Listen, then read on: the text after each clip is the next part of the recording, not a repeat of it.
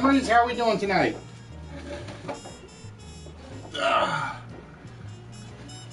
Yeah, like I said, just one of those things where I got so tied up doing stuff I forgot to take care of the technical details.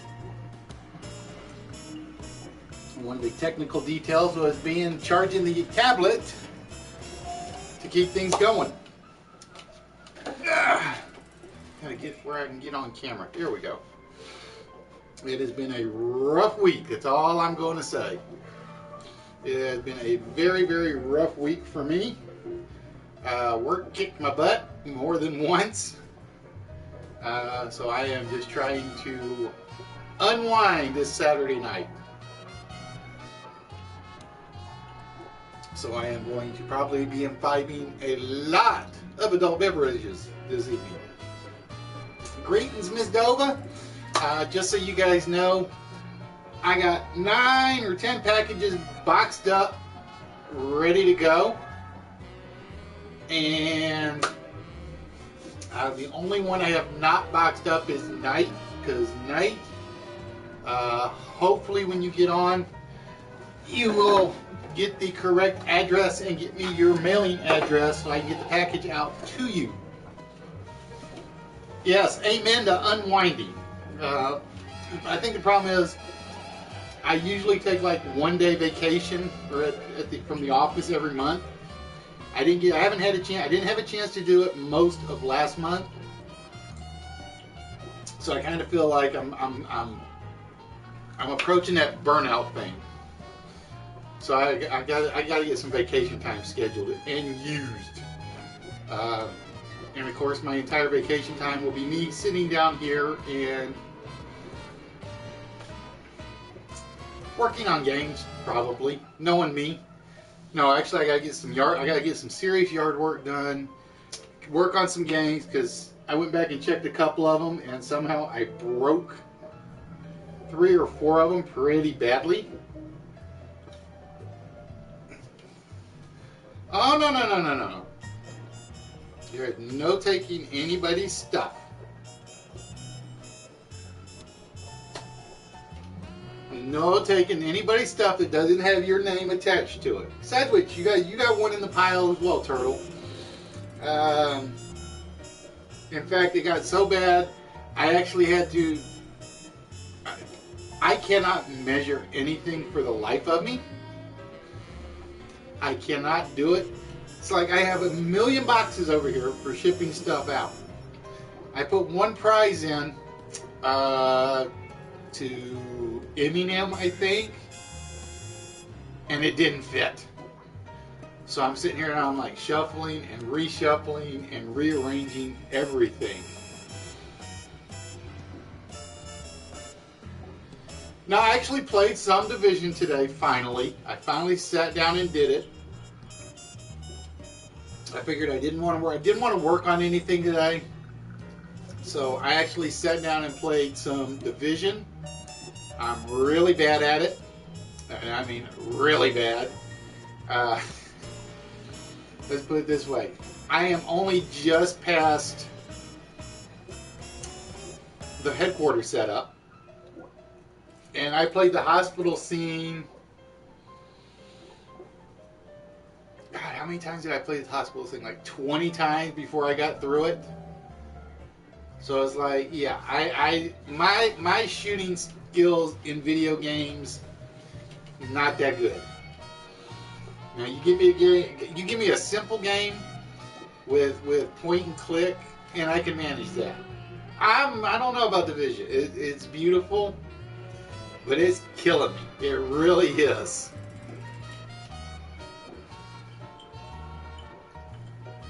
Because I think, what am I doing right now? I'm trying to do one of the virus ones. And it's like, you find the first one, and you're supposed to search the entire building for the second one.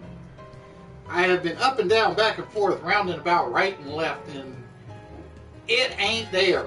That's all I'm going to say, is that second box ain't in the building. So it's been hard. But I will figure it out eventually. I never had this much trouble with doing Fallout. And it's like, I turn around and it's like you kill 3, and here comes 4 more. You kill those 4, here comes 6 more, and it's like, okay, enough is enough. I need a breather. I need ammunition. It is a lot harder than I thought it would be, even on the normal level. Plus, I don't do a lot of group play, so I'm out there soloing it for the most part. Yes, ladies and gentlemen, for those of you that noticed, I'm not doing any special background music tonight. One of the things I screwed up on was I got my timeline completely bollocks today, and I completely forgot to charge the tablet. So it's basically, I got the tablet charged just enough to get the app going, get the screen reversed, and that's about it. That's about all my tablet is doing tonight. That's why you guys are seeing the comments on the chat line or on the screen tonight. Simply because I don't trust the app to stay on long enough for me to turn on the voice activation. But tonight, ladies and gentlemen, I know you guys are all waiting. We got a couple of things planned this evening. First and foremost, we'll give you a little pregame here in a few minutes. But tonight, Tonight, ladies and gentlemen, there are 2 prizes up for grabs. You will have your choice of the Letters of Marquee, which has actually been up here for a couple of weeks now, or Racer X's, well, let me get my hand out of the way, Racer X's Shooting Star. So those are the 2 prizes this evening that will be eligible to be won. Yeah, I know why it does that, because the screen's LED, so if anything touches it, it makes me think it's going to fall. Very, very, very bad. Yes, there will be a shirt drawing tonight. That was the one thing that was the other thing that kept me behind. I had to come up with some way to arrange it so it actually was totally random. Yeah, I could see myself dropping a $200 monitor. Yeah, that'd be really good. And then Bubble would be like, "Yeah, told you, should have gone upstairs and you should have had hers." She's already said that once, but it's not happening. It is not happening. So yes, ladies and gentlemen, I have the Listwood shirt back here somewhere right now. It will be getting given out on a random draw that's already been predetermined. Nope, Turtle, the chess set actually is in Emery's box, waiting to go out. That got won last week. See what you miss when you're not here?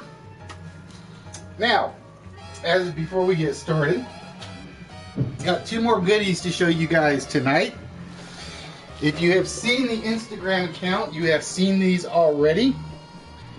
If you have not gotten on the Instagram account, why not? That's my only question. But tonight, ladies and gentlemen, one of these was something that I had seen in the auction list, and I had wanted it for you guys from day one. Now, I don't know how many of y'all are opera fans or musical fans, but I saw this in the auction, and it just came in Wednesday, so I couldn't show it off Tuesday night. But ladies and gentlemen, first and foremost, we have the Phantom of the Opera music box. So as you guys can see, it works brilliantly. That's one. I know what it is. I got the thing set up for cube and everything. Time it changes screens, I think it's moving. But this thing is very, very, very heavy. And it is very, very, very fragile, so I have to put this where I know it's not going to fall over.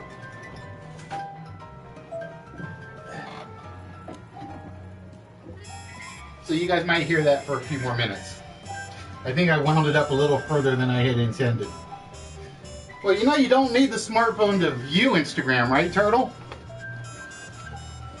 The other one that came in the mail was the Spider-Man bobblehead. The box is a little grungy, but that's what you expect from auctions. So those are two more that have been added to the pick your prize pile. So yes, ladies and gentlemen, 1 week,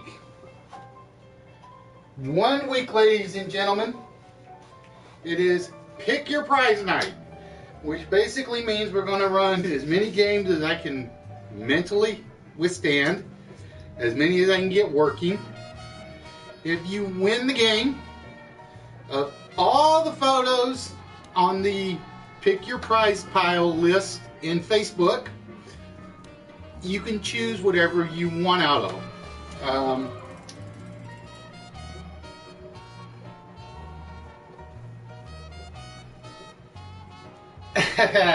No. It's not Guy Fawkes. Somebody asked me if I'm going to be able to do an online or an offline catalog for those that don't use social media.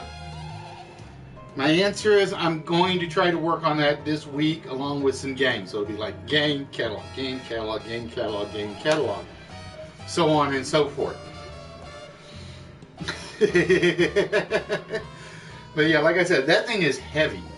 I have no idea what the thing is going to actually cost me to ship. Plus how much padding I have to put around it.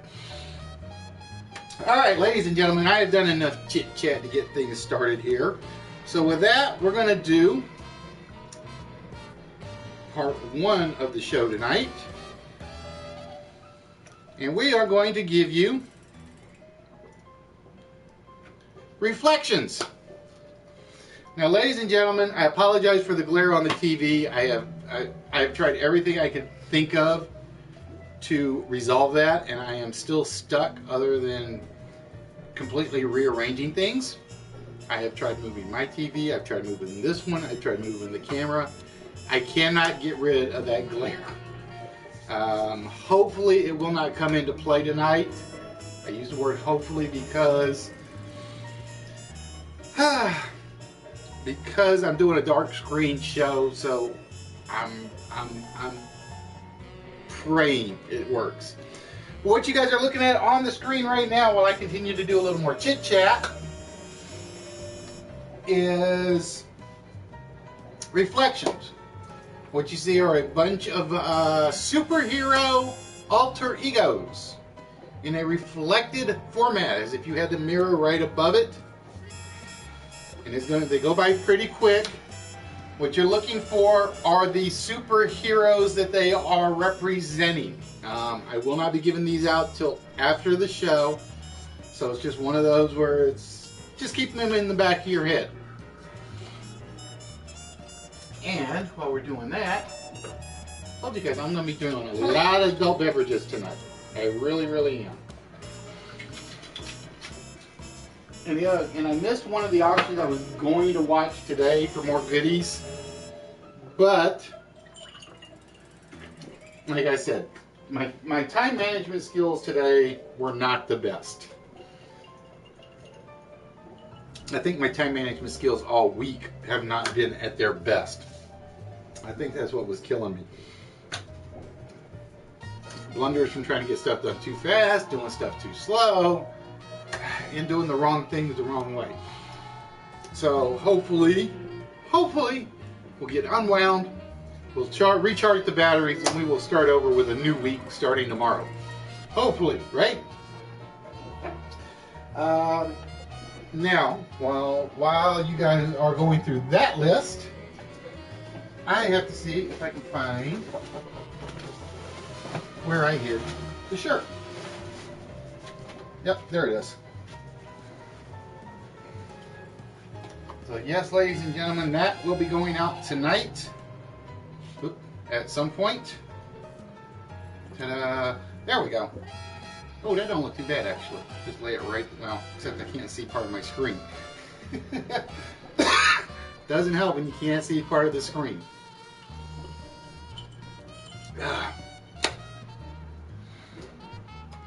So again, ladies and gentlemen, like I said, let everybody know, 1 week from tonight, pick your prize night. And what I'm going to do is I'm going to set up one screen to start with. It will have all the available games. There were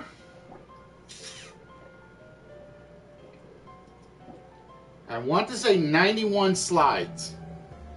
I want to say 91 slides because some people are in multiple times. You're in a couple of times, I think 3. Yeah, you're in 3. Lady Dove is in 4. Emery's is in 2. Caitlin's in 4. Nerdy's in 3. Knight, I think, is in twice. And then everybody that was a subscriber automatically got one extra one. And so I got a couple of people with 2 chances, a couple people with 3 chances, a couple of people with 4 chances. And it took me forever to do it because I'm down here working on I was down here working on the drawing broadcast, and somebody, and I don't know who, blew out a transformer. I lost all the work I was working on because I was just getting ready to save it when the power died. I was up here, I had Nerdy's package up here. I was writing the address to it. I had the PowerPoint slide for the drawing up here, and I was working on it. And I had something else going, and all of a sudden it just goes black. It just goes completely black. At 9:10 at night, my basement is not easy to get around with everything that's laying around when a complete power light outage goes out.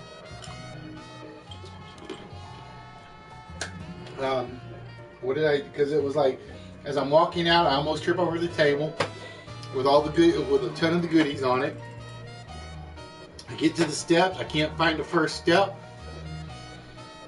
I got Nerdy's box in my hand, and I'm like, I can't drop this. What else was I doing? I was doing something else, and I was just like, all my work. And the worst part was,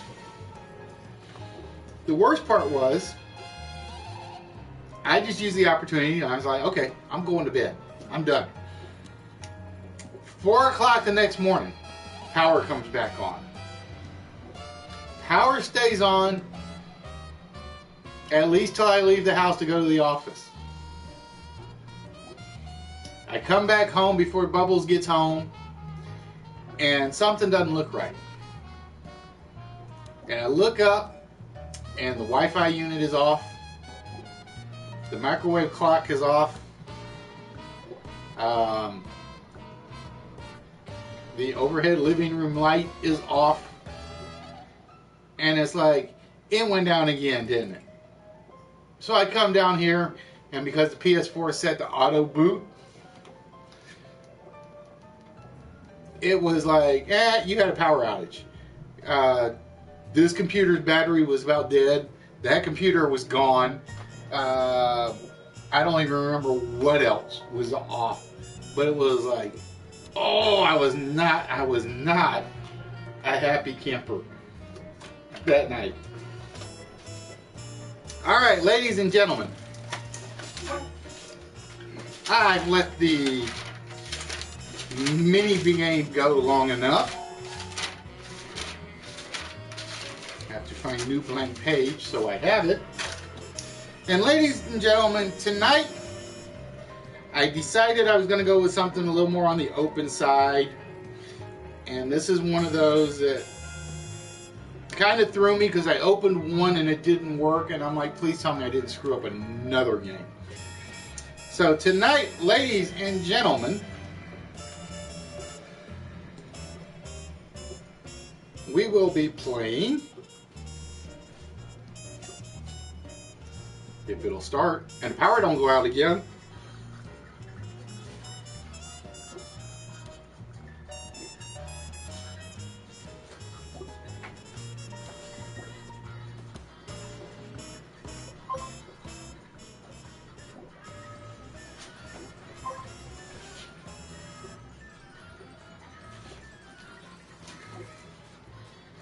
And I apologize for the sound not being up. Another one of those technical goops I had done.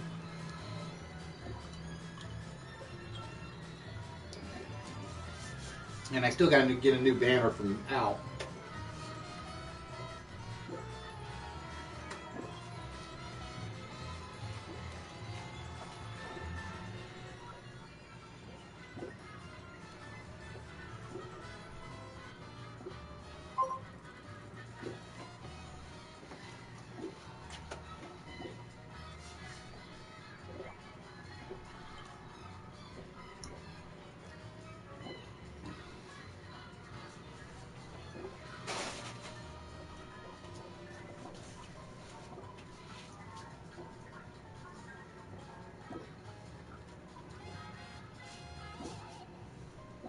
Ladies and gentlemen, tonight we are bringing back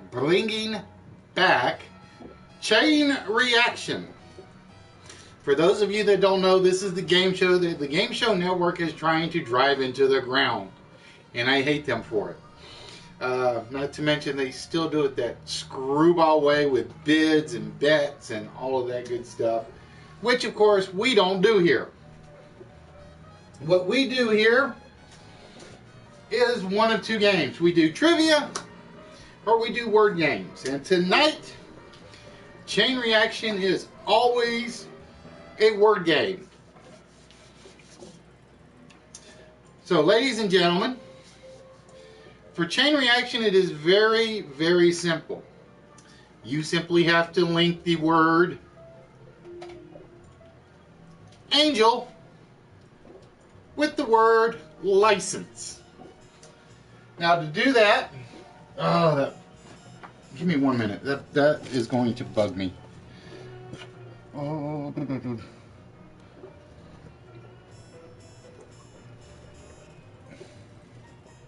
there we go. That's better. That's better.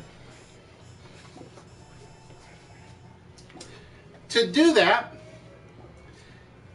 each row underneath and above is a complete word that connects. So for instance, under angel there is a word that's up to 9 letters long that completes a 2-word or a 1-word phrase, angel something. Yeah, I can live with that little bottom corner. That little bottom corner I can live with because the games will never cover that.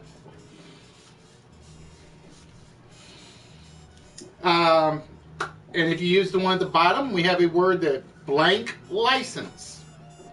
However, to be able to guess the word, you have to solve the anagrams. Yes, ladies and gentlemen, it's a very simple game of anagrams.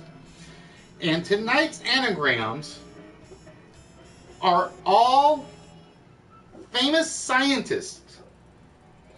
So every anagram you're going to see is the name of a famous scientist. Now, to get things started, stage right, stage left, you're ambidextrous. Does it really matter? I wish I were ambidextrous. For each letter, it's a simple 1 point.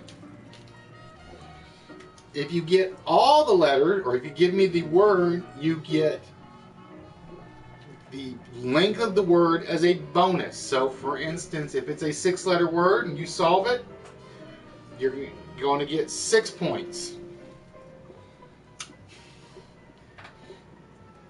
I don't know yet, HBK, like I said, there may be, there may not be. Because like I said, I started late, so, and I still got to do the t-shirt drawing. So there may be. I haven't decided. Because like I said, I was completely thrown off by my timing. Alright, so we're going to start off with Emery's, as Emery's was the first one to give me a comment on the channel. Emery's, you can have the first letter under angel or the first letter above license. Dude, I went through like 3 pitchers of beer yesterday at the bowling alley and I didn't feel a thing. That's how rotten the week was. When I can drink that much and it doesn't add to the mystique. Is that the word I'm looking for? Then it's kind of like, okay, you know it's a bad week. Too much ice. Too much ice on that one. All right. Emery's has chosen Under Angel. So again, we're going to show you an anagram of a famous scientist. The first person that can give me the anagram will be able to guess at the angel phrase. All right? So ladies and gentlemen, here is your first anagram. Went shh, peeking. We are looking for a famous scientist whose name, complete name, first and last name, anagrams to this. Yep, HBK, 1 week. 1 week we will be doing, hopefully, I use the word hopefully, at least 10 major games. And I use the word hopefully because I cannot guarantee that. Because I just don't know how much energy I'll have or when I'll get called in or anything of that sort.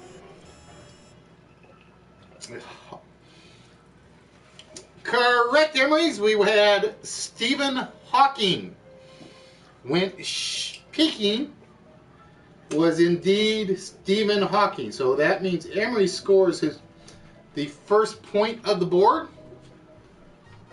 And with that, Emery's, we're going to reveal the first letter for you. It is an S. So we are looking for an angel phrase. And we know the word starts with an S.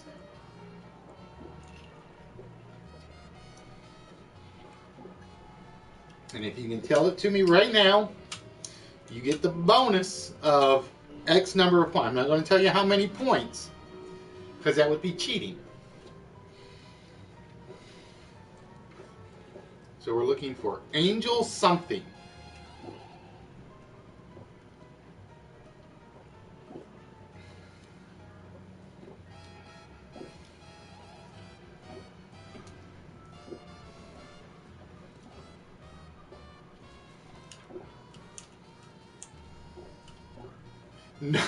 Nope, it is not Angel Soft. Is that like what is it? What does she call it now? Ultra Paper? I forget what Fraggle calls it now. Ultra Soft. That's what she calls it. Ultra Soft. Okay, Emery's. It is not soft, but you get to choose where we go next. Do we stay under Angel? Or do we go above license?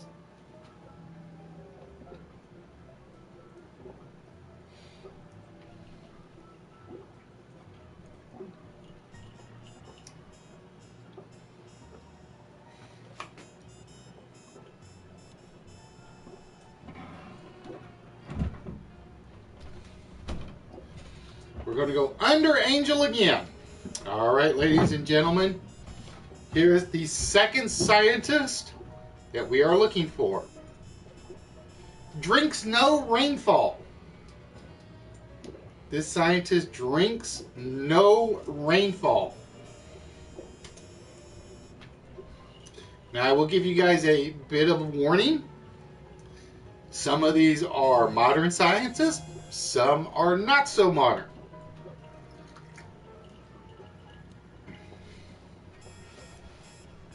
Drinks no rainfall. So we are looking for a famous scientist.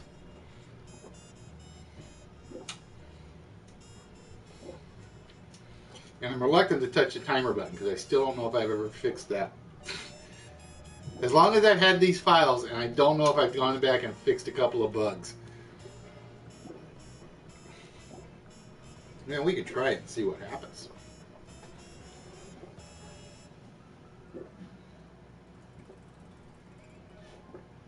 It is, can't take it that way. It's a chance for somebody to steal if they can type faster than Emery's.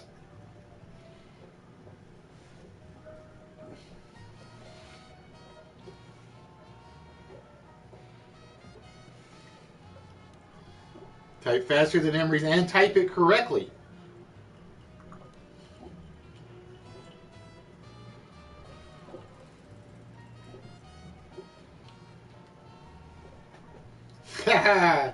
Emery's making sure he gets it in there correctly the second time.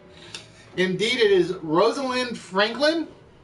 She was the discoverer, so to speak, of the DNA double helix. Trying to do a little education while we're out here tonight. And I think the only reason I picked scientist was because it was the only thing I could come up with at the time that had enough, that I could come up with enough on the list that weren't blue, white, colors of the rainbow, for instance. All right, Emery's, that is a second point for you, and here is your second letter. We have an H.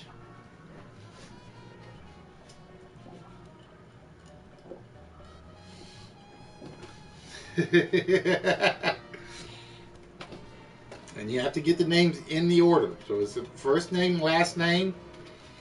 I don't think there are any three namers in here, but you never know. Let me go look. Oh, there is one.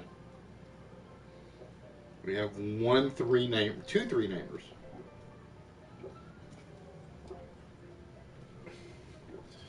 So Emery's, we have Angel. Shh. What are we looking for?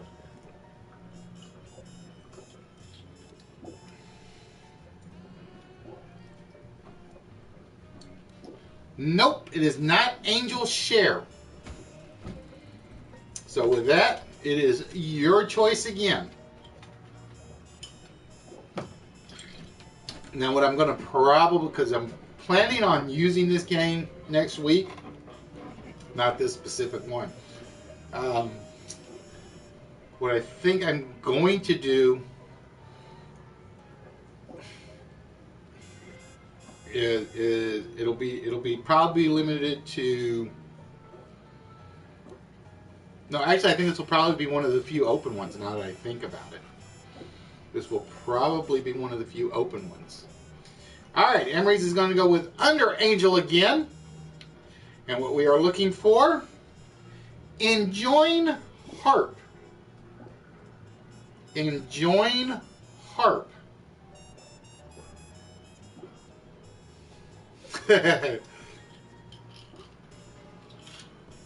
That's all right, Charlie. You missed it last night.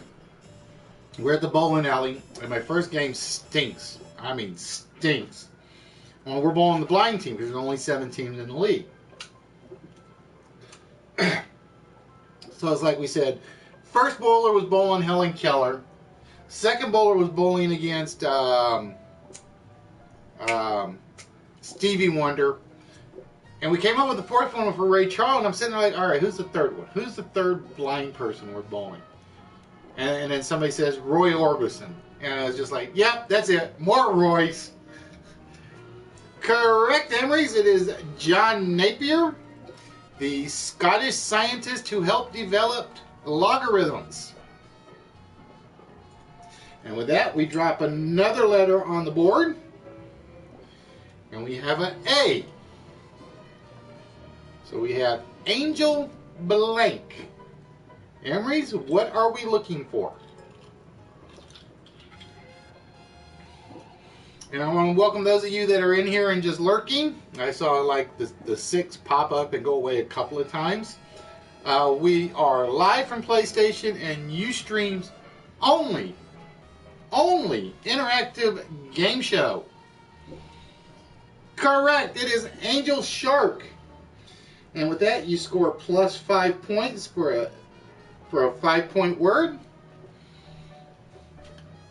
And that puts you at 8 points right now, Emery's.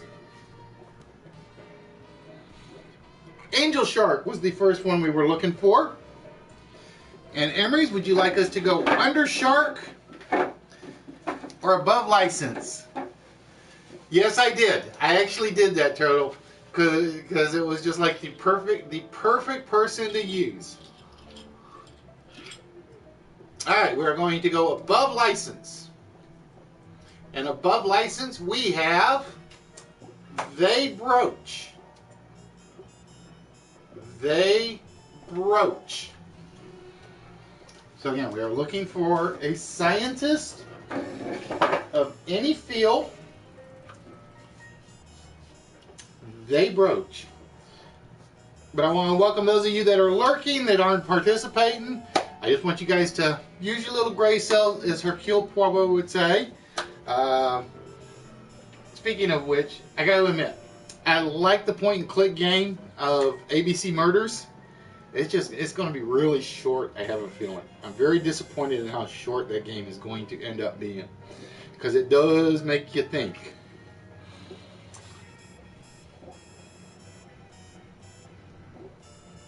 Correct, Emery's Tycho Brahe is indeed the Danish lunar mapologist.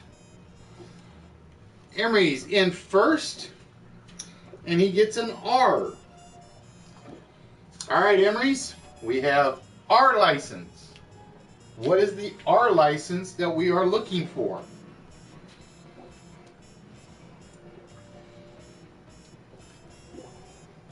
I'm glad I changed it to license from the old word. I really am.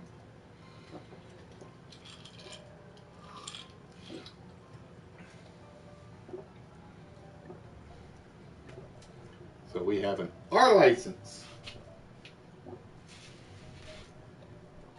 Nope, it is not realtor. So again, Emery's, it is your choice as to where we go next.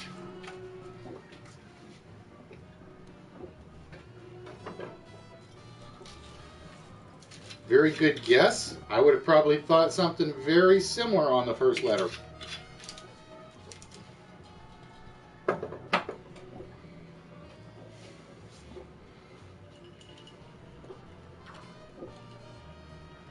Trying to think of how many R licenses I can come up with off the top of my head.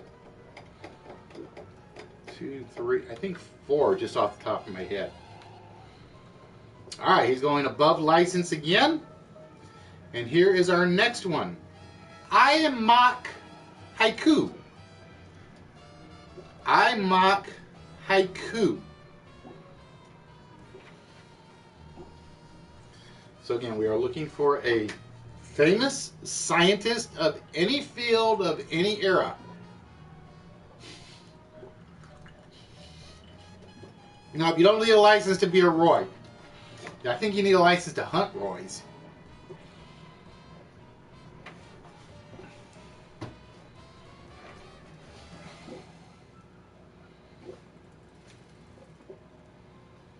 I mock haiku. Again, we are looking for a scientist of any field.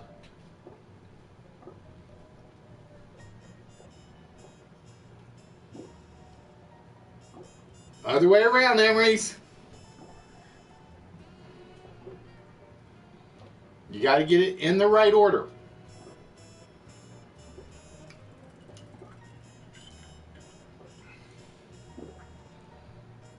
I think. I have to go check. That's one of those I'd probably have to go check if my other PC was working.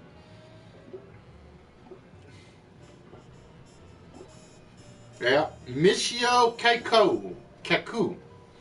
He is the Japanese physicist, quote unquote, of the future, who wrote he's known as the popularizer of science. He's basically Japan's Bill Nye the Science Guy, is what he is. At least that's the way I've seen him described.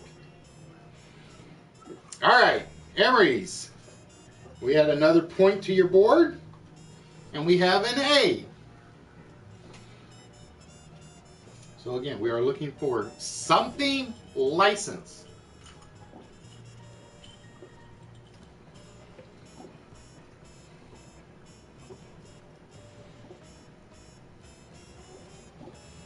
We're looking for something licensed. I thought art wasn't you, HBK. So if we avoid the arts and the sciences, you're good. And I will admit, this was probably more difficult of a list than I was originally hoping to run tonight. But my other one is kind of busted. And I don't know what I did to it to break it. Nope, it is not a range license.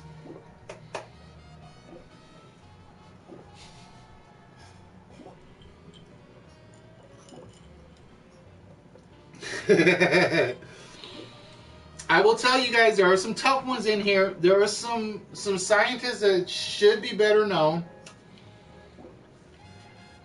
There are a few that you really got to know.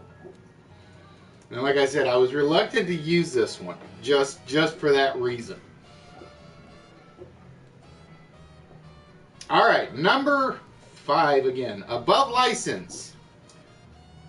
Smooth Rut Hangman. Smooth Rut Hangman. And I will tell you guys right now, this is a 3-word name, or a 3-namer. First name, middle name, last name. This is a 3-word one.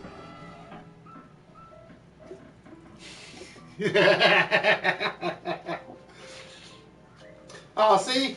Turtle, I figured you for an anger management guy. That's what I figured you for. Was for anger management. Smooth Rut Hangman. So again, we are looking for a scientist. And then once we do this one, we'll do the random draw for the shirt and see who is that fortunate person. Correct. Thomas Hunt Morgan. He was basically the American who came up with the chromosome hereditary theory, which basically says whatever you adapt or whatever you pass on to your generation is because it's in your chromosomes. There's a few other tweaks and twerks to his statement. But see, trying to learn you something.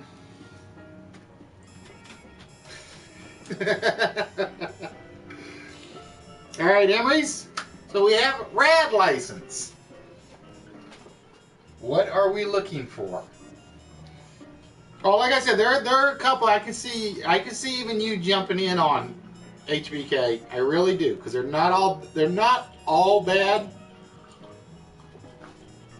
There are just more than normal the tough ones. But I will tell you guys, for instance, I made some changes to the Caesar's Challenge one, so that hopefully it won't be over in 3 questions. Nope, it is not radiology license. So, where would you like to go next, Emery's?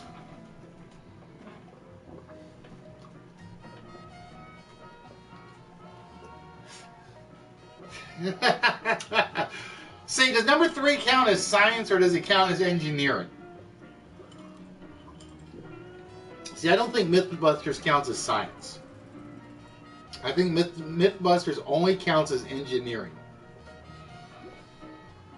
Alright, number 5 again. Wily Alarm Hive. Wily Alarm Hive. Alright, come on. You know Bill Nye. You know Neil deGrasse Tyson. Carl Sagan. Who am I forgetting off the top of my head? Stephen Hawking. I'm forgetting somebody else that's really good. Dr. Emmett Brown. See, I still want to do one for movie characters. I still want to do one for movie characters. But I haven't gotten around to doing that one yet. And I'm thinking I'm either going to do movie characters or a 2-parter. Correct, Emery's William Harvey. He's an English scientist who came up with the theory of blood or drew out the map for blood circulation. All right, Emerys, we are looking for blank license.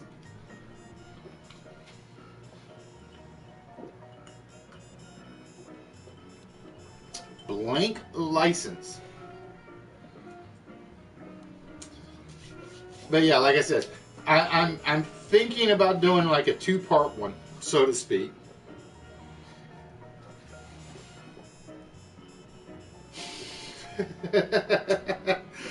See, there you go, Assassin's Creed.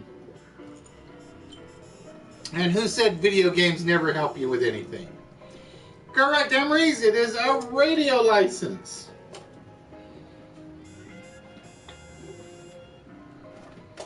It is indeed a radio license is what we were looking for. But yeah, I made some adjustments. I kind of want to do a double layer game at some point, where you'll see the anagram, it'll convert to a character, and you have to name the actor. I'm still trying to work out how I want to pull that one off, though.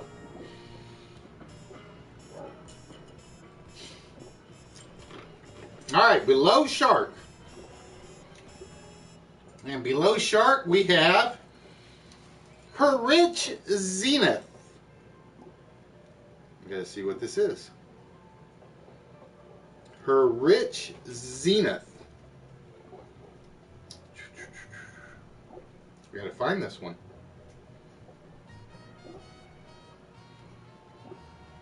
There it is.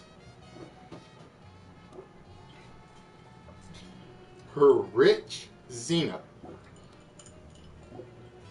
Now, what I probably could have done, or should have done, is like throwing a clue in there, like with each one put the nationality. But that was more of a plan for if people got stuck. But so far, Emery just has not gotten stuck on any of these.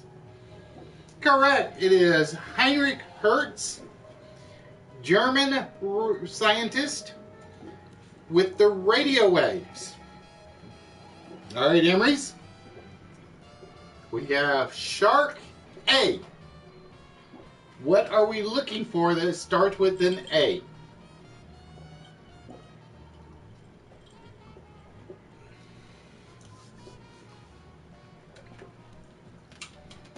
And like I said, once in a while you get one of those topics where,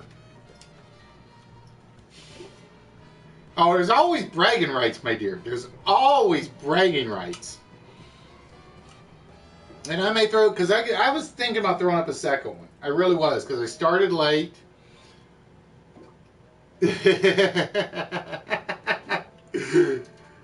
Oh, nicely done. That it was indeed Shark Attack.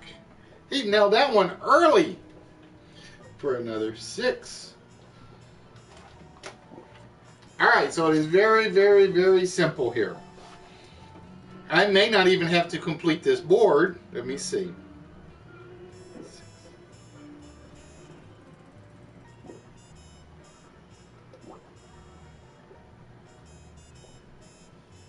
No, there's a way where Emery's can finish this one off early. But there is a way that everybody else can catch up. But if my math is right, there's only one way it's going to work. I will tell you guys that right now. Alright, we're going to go above radio. And above radio, we have Narc Galas. Narc Galas. Why did I say Galas? I have no idea. Narc Galas.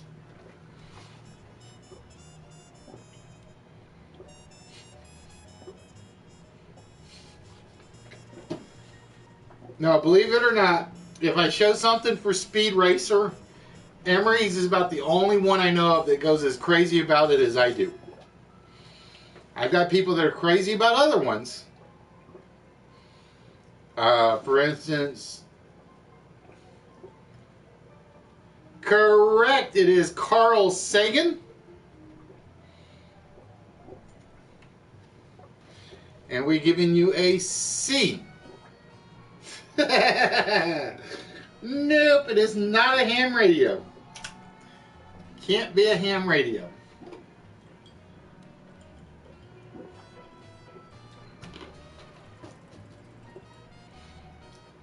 Like I said, the hard part with this game is finding X number of items that are all in the same category. See, I even gave that one because I knew it was still on the board. I said, you knew people like Carl Sagan, Neil Tyson deGrasse, and so on and so forth. So I just threw that out there because I knew it was coming. I knew it was still coming. No, it is not a car radio.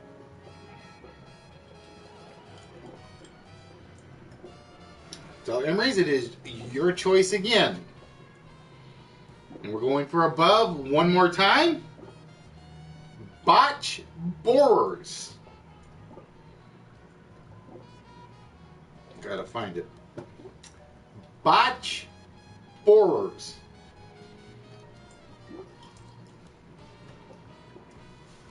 But yeah, it was like, I love the anagram games because they're a lot easier to come up with the clues and the questions and so on and so forth. Until I do a topical one. Because as you guys know, we've done Kentucky Derby winners. We've done... I've used this twice. I'm trying to think of what the other one was. Kentucky Derby winners, Harrison Ford movies, and I think there was a third one that I accidentally deleted. Correct. It is Robert Bosch, the inventor of the spark plug. All right, Emery's. Here is your next letter. We have an L.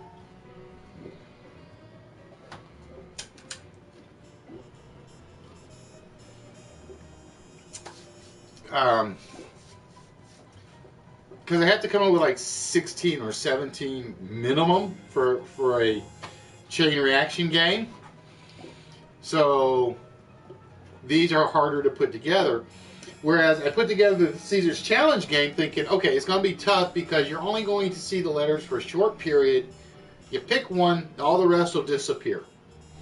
So what happens is people started like going through the entire list and anagramming while they were picking a letter. So I added a tweak to that one. We're going to see if that works. Nope, it is not classical radio. So, Emery's, where would you like to go next?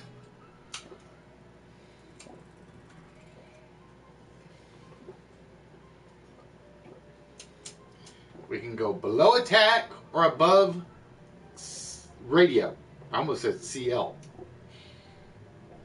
Below attack or above radio. My pen's running away. All right, we're going to go above radio again.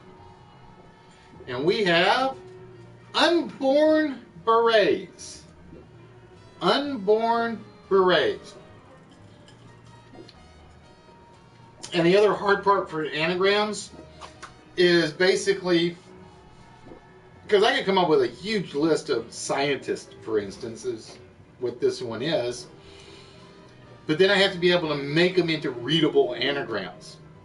I'm trying to think of who, because there was one I was looking at, and I'd stick it in the machine and say, okay, give me all the anagrams.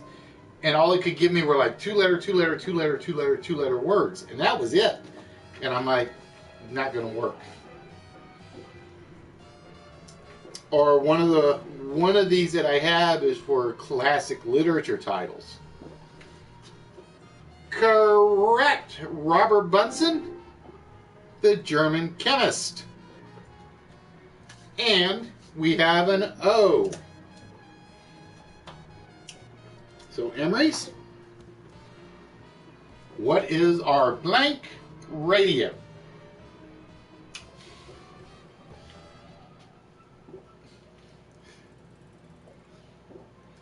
So, for instance, I don't know if you guys remember in Scrabble on the TV game, which I don't use the same version, they would stick 3 stoppers in.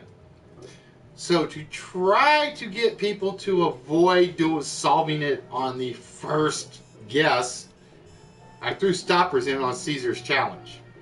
So I'm hoping that makes it a little more difficult, because now you got 3 more letters to anagram in. Correct. It is clock radio, which means we are down to the final word for the board. HBK's like, all right, come on, move on, move on, move on, move on. I do a game to completion, HBK, every time. A clammier hilt. A clammier hilt. Who is it? There it is.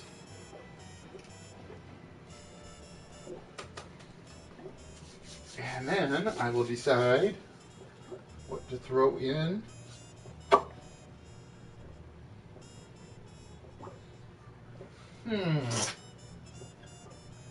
A clammier hilt. I think I'll do game and game. That's what I think I'll do next one. Because I've been wanting to give one of these away.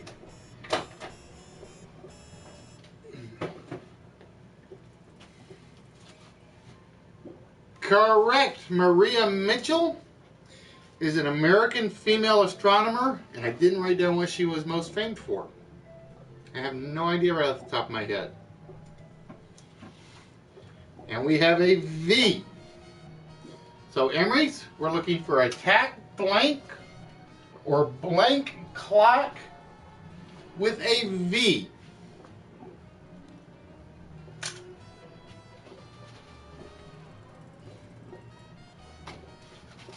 And I'm going to take this page out because this one's just about done.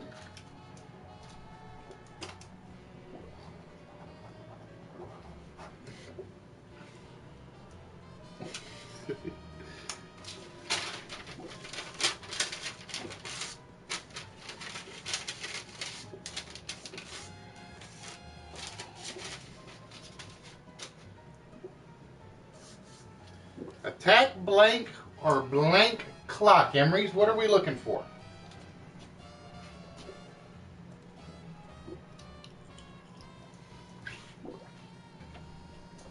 It's like I'm freezing down here, but my ice is melting like that quickly.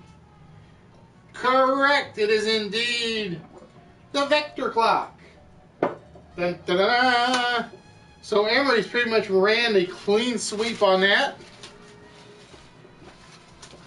So Emery's, it is pretty much your choice, although I'm almost going to be certain I know where to guess.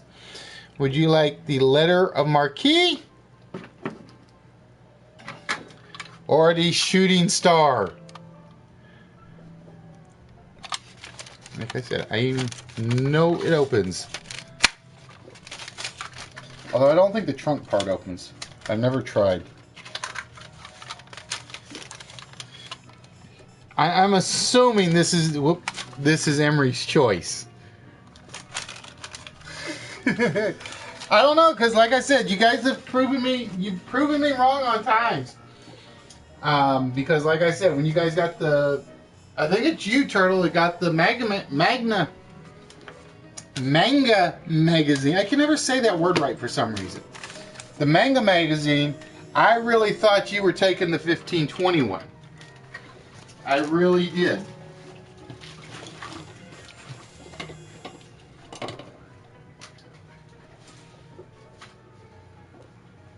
Alright, we are going to throw that one in the new pile. Because like I said, I've already got all your other ones boxed up, so that'll have to go out separately. And as I said, this is one of those things I've been wanting to give away for a while. Nobody's ever seemed to make, or has never seemed to come up. Where'd it go? It actually came up once, and the person that won it never claimed it. So we are going with board games. So we still have this one. And we are now adding Zabmondo. This is one that Alicia had won, but she basically said she was not interested in taking it. So we basically threw it back in the prize pile. But Emery's has one game won, which means Emery's, you get a shot at the vault. It's very, very simple. I am giving you 2 numbers off the vault tonight. No ifs, ands, or buts. So you're not getting just 1. You're automatically getting 2. I'm going to reveal the first word and the last word in the chain. You will have 1 minute. 1 minute to throw out as many possible combinations to complete the chain. And you have to remember, the first word you give me has to match with the top word. The second word you give me has to match with the bottom word. And the 2 words you give me together have to match together. So for instance, what was it? Number 8, 8-ball, ball boy. So if it said number boy, that's what we would have been looking for.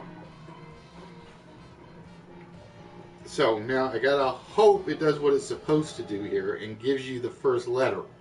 If not, I will tell you what the 2 letters are. So we're going. Ah! That is not good. Oh, that is not good. And I can't flip the screen back. Ah, boy. See, it shows you, this is how long this game has been sitting here.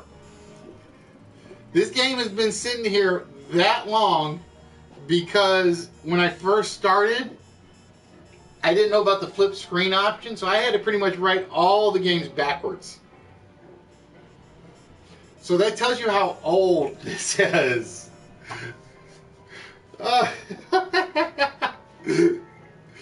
Alright. So, it's not going to give you the letters like I thought it was going to do. So I'm going to tell you right now, Emery, it starts with sugar, it ends with book, and the 2 letters we have in the middle are C and C. I'm going to give those to you right now. We have C and C. So we're looking for sugar, C blank, C blank, C blank, and C blank book. So you have to come up with as many 2-word phrases where each word starts with C that completes the chain. And your timer will start now. So you have 1 minute to throw as many out as you can. We have sugar blank, blank blank, blank book. So you have to give me both blanks.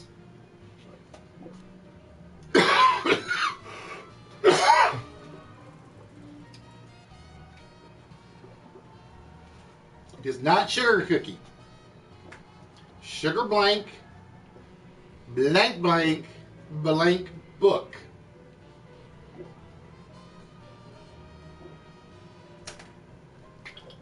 So just throw them out there. Any 2-word phrases you can think of that complete the chain.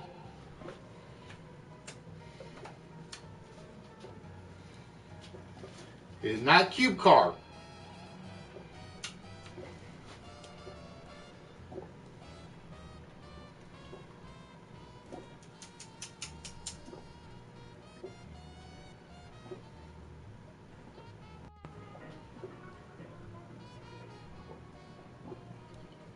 $30 seconds left.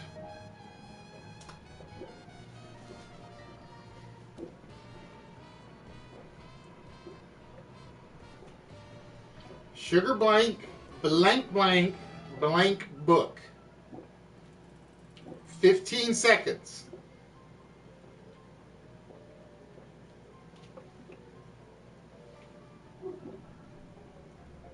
5, 4, 3, 2, 1. Time is up. Emery's did not get it to me.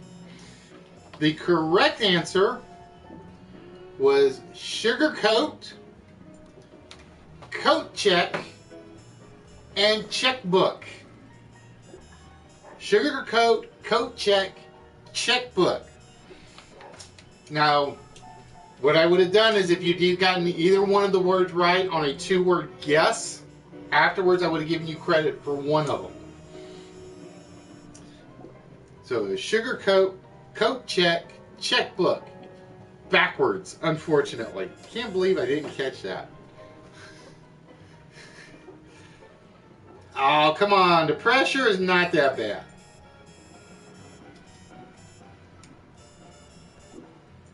So I gotta fix that before I give me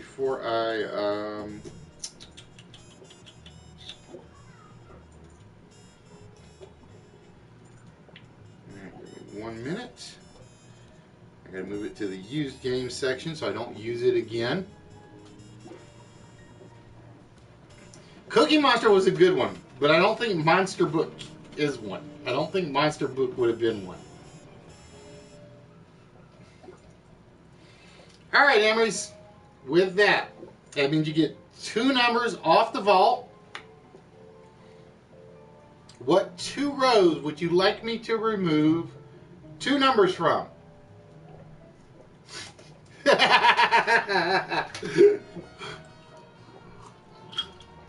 It's kind of hard to type the letters backwards though on a keyboard.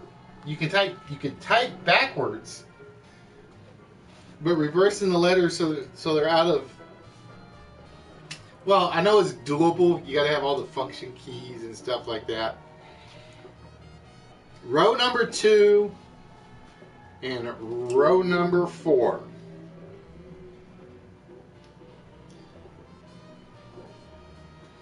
And since I gave you 2 numbers, just for winning the primary game, we're going to give off the 5 and the 2. Why not the 5 and the 2? All right, Emerys. This is where, like I said, my tablet being dead is not helping. All right, Emerys. It's very simple. What is the 4-digit combination to the vault tonight?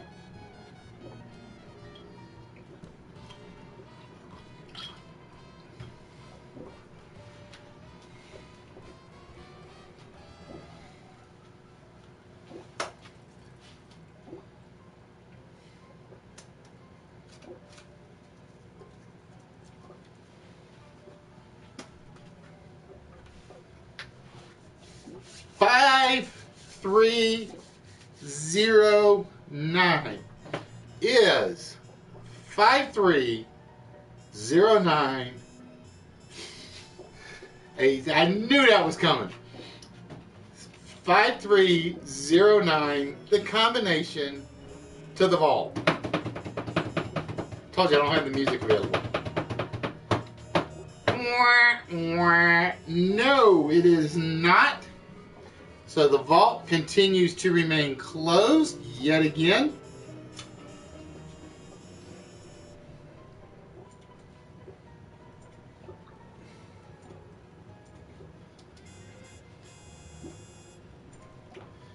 And we get in here and we close this out.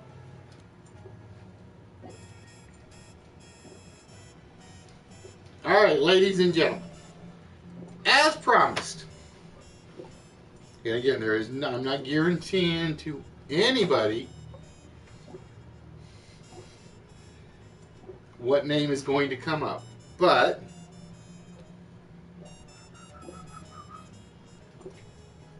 now I'm going to show you 5 little random runs. Oop. I'm going to show you guys 5 random runs so I can guarantee you this is random. Okay? Just so you guys, and I picked the wrong color for the shading. Give me a minute so I can change the colors.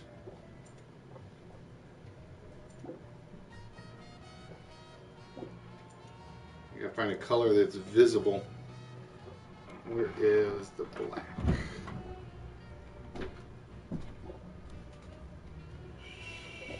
There, whoop, missed it. I'm gonna hope this is visible. Okay. So again, I'm going to do this 5 times just to show you guys it is going to be random. Alright? Yes, HBK, you are in the draw. I don't know how many ones you had. I think you had 2. I think. So for instance, if this was the draw, Heroes would be my winner. Okay? If this was the draw,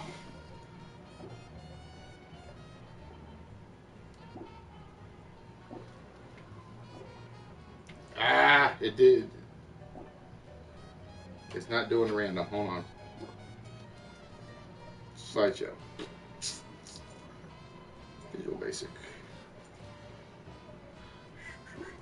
Let me fix that. It came up random when I did it like in practice.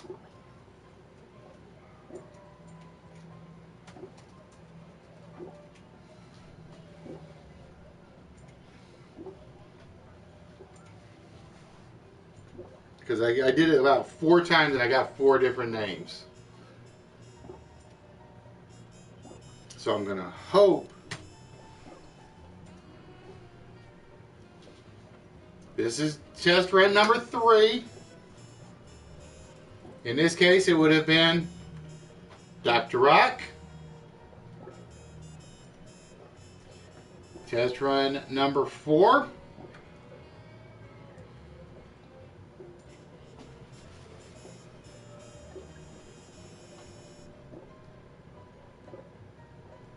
Like I said, I just want you guys so I can prove to you guys it's random.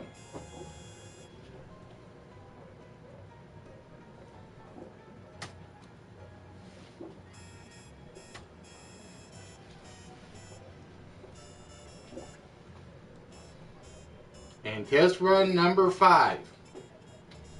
So there you go. I hope that proves it. I don't do anything other than press 1 button. So ladies and gentlemen, the following is going out to somebody. So ladies and gentlemen, yeah, that's don't push my luck, Turtle. Knowing my luck, that's exactly what would happen.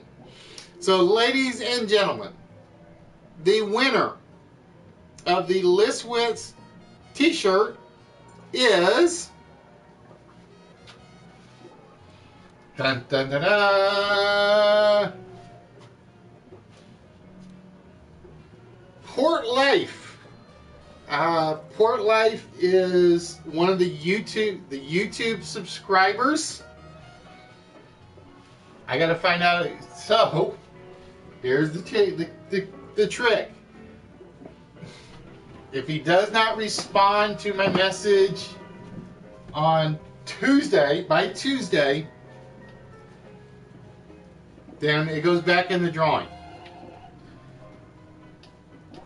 Is one of the YouTube subscribers. Because like I said, everybody that was subscribed to YouTube got 1 entry. Everybody got 1. If you already had entries, it added 1 to you. So if you were subscribed and you already had the participation entries, that was 1 extra entry that got added in. So it's very simple. I'll send him the message tonight. If he does not get back in touch with me with his address and his information by Tuesday, we draw again. Plain and simple. I would have rather it gone to a participant, but I did it legit. I did it by the book. I was totally random. And in fact, we're going to save that so we have it.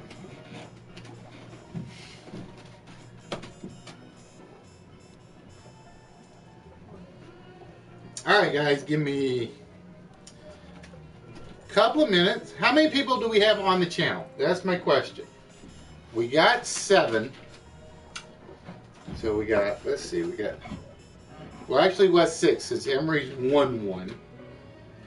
We got Dova, Turtle, HBK. Who else do we have sitting out there? Because like I said, if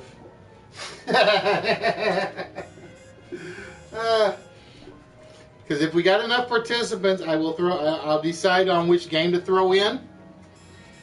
If I got a limited number of participants, we're going to test a closed game.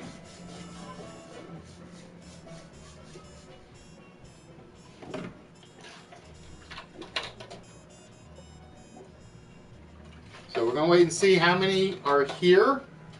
And I may even throw Emery's back in for 4, so we'll see.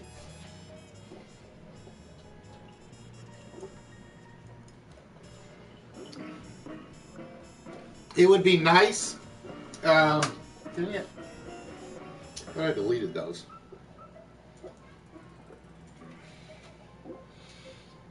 Alright, I know Turtle's here, I know HBK's here, I know Lady Dova is here. Wait and see if anybody else is lurking on the channel is here besides Emery's. And the only reason I'm doing this, Emery's, is to show you guys how next week is going to work. Since Emery's actually won the last game, he'd be out of the next one. He would not be eligible to participate. It's basically you win one because you got your choice of the prize, then you kind of have to sit out and give everybody else a chance to win something. But, like I said, if I got 3, I got one I want to test, and we'll see what happens.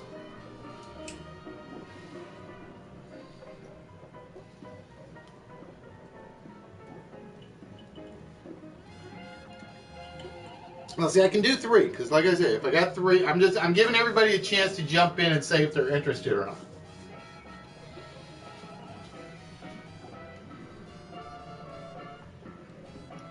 Plus, it gives time for me to know where to do the cut on the commercial. Because, like I said, I haven't done it yet.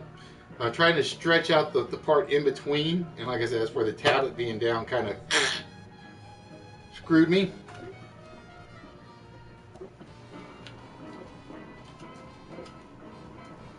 Yeah, basically what it'll be, Emery's, is if you win game 1, okay, you have to sit out game 2, but you get to decide what game 2 is. So, for instance, I'm trying to think of one off the top of my head.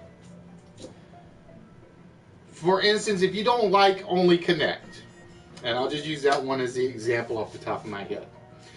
Because you have to sit out the second game, you can say, I want to see them do the game that I hate, or I'm not good at. So it's basically, you get to choose the prize, you get to choose the next game. And then you basically are back in when game 3 rolls around.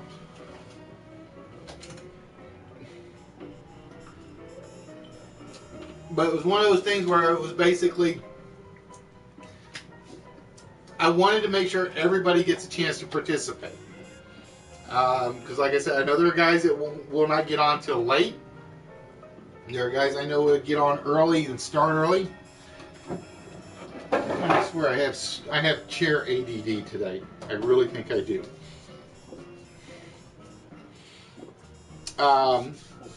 So that's how next Saturday is going to work. And like I said, hopefully we'll get enough participants in the channel where it will not be a problem. As long as I can keep 3 active viewers or 4 active viewers most of the night, it should be okay. Although I have a couple of them that I really, really want to get the full team effort in. So it's like I gotta get 6, or I gotta get, I think 6 is the maximum for one of my closed ones. I think. Alright. So, anybody else is interested, please speak up now, or forever hold your peace. I have Lady Dova, I have Turtle, and I have HBK in. And if those are the only 3, then I got one I want to test tonight.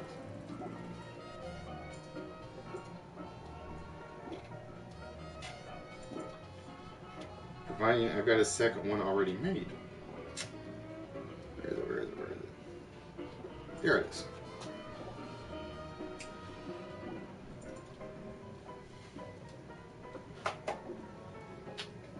Oh wait, that's not the one I wanted to test.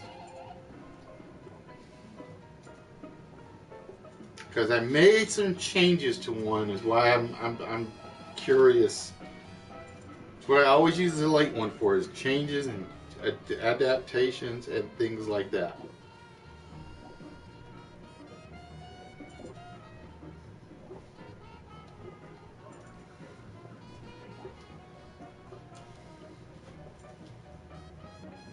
Alright, nobody else has spoken up. So, HBK, Lady Dova, and Turtle.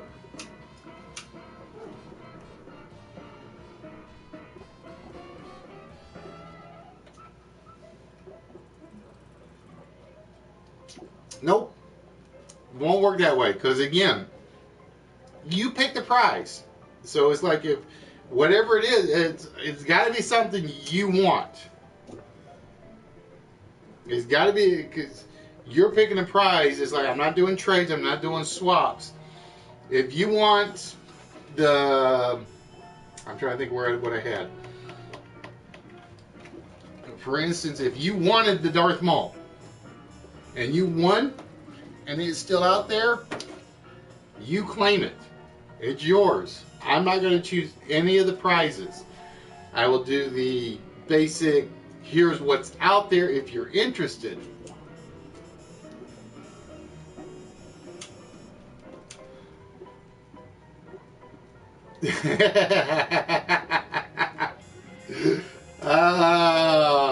I know you would, Turtle.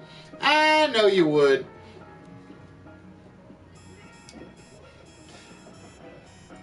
Alright, so Lady Dova, HBK, and Turtle. We're doing a 2-prize night tonight, guys. And tonight, we are bringing in a brand new character. I've got to come up with a name for him. I haven't come up with a name for my guest host.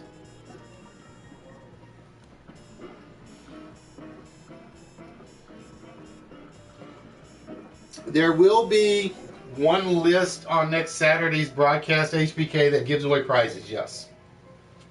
It'll probably be like right in the middle.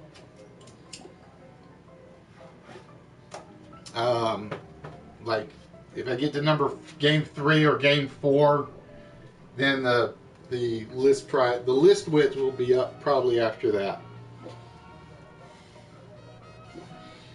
No, I don't want to call him Roy. I thought about calling him Synth. To be honest with you, but I didn't like that one. So you guys gotta help me come up, because he's gonna show up in a few game shows now. He's kind of like my host character. I found his image online, and I got lucky that it was animated. I don't even remember who to thank for it. It was like in one of those Bing searches. I'm just looking for game show hosts. I don't like Roy. No. It's got to be something. I don't know. We got to come up with something for him. But he will show up in a few games. And usually, there are certain ones where he'll show up during the game, and there are certain ones where he'll only show up during the rules explanations. It just depends on how crowded the screen is. Alright, Lady Dova, Turtle, and HBK. Here's the question. Are you fast thinking on your feet? Because now's your chance to prove it in a game that tests your speed. Synth Trifle. See, I'm thinking Sin and then Th for the last name, so I can sneak Sin Th sneak the whole name in there. That's what I'm trying to think of. But it is time, ladies and gentlemen, for split up. Hold on. Before I do that, dang it, I meant to up the volume.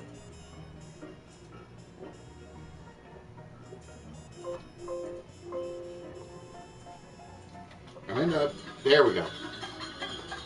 Now I assume you guys can hear that one.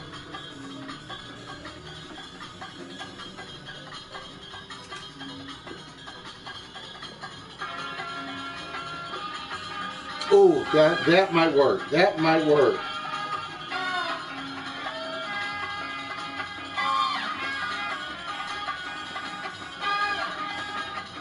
I like that one. That one might work.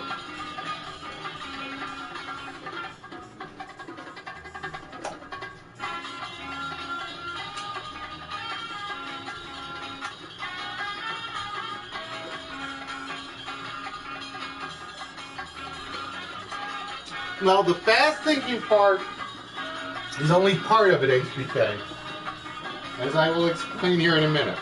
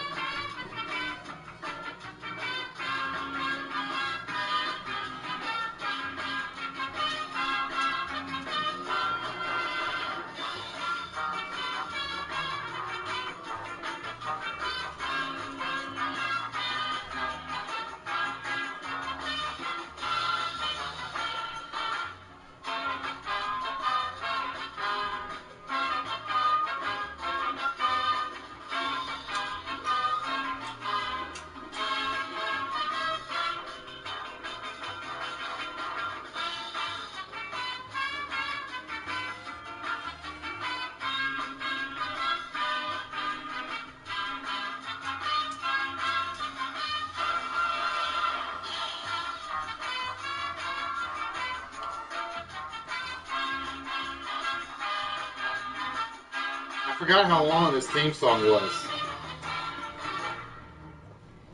Alright. Here's how it'll work. As you cannot see because of the colors right now, I'm going to give you guys a toss-up question. The toss-up question has three possible answers to it. All three have to give me an answer. If all three of you are right, you get 5 points each. If two of you are right, you get 10 points each. If one of you is right, you only get you get a full 25 points in round one. Okay?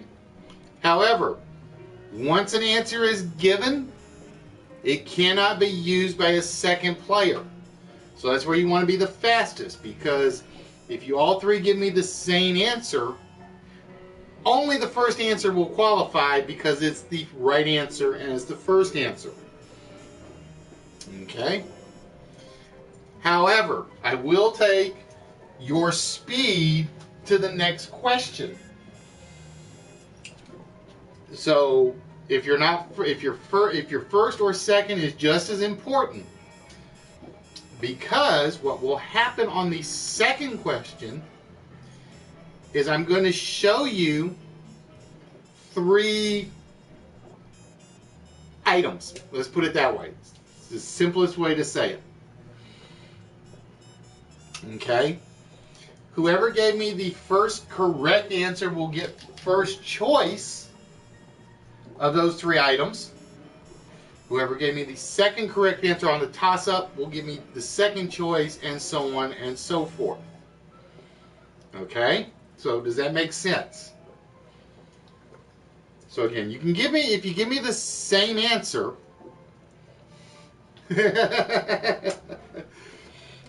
only the first answer counts. So you either want to be fast, or you may want to wait and make sure you can give a valid second or third answer. It's up to you. But again, the speed will matter on the follow-up question. Okay? Don't worry about the open game, closed game stuff, so on and so forth. And again, so if all three of you give me 3 different legitimate answers, 5 points. If only 2 of you give me legitimate answers, 10 points. If only 1 person gives me a legitimate answer, 25 points in round 1. Same principle for round 2. We just kind of double the scores some. 10, 25, and 50. Although I think I have to change that. I think I have to make it 50, 100, and 250, I think. I have to go look at my numbers. Okay? And we're not going to worry about the bonus round yet. We'll come back to that one.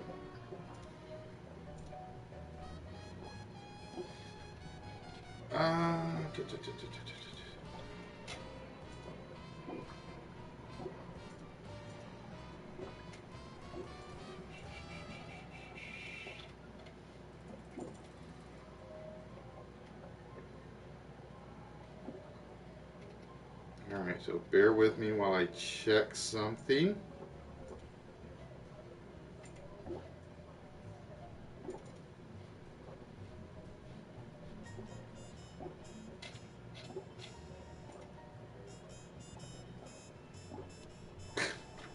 Alright, for whatever reason, my items are screwy. Oh, I know why. Give me a minute.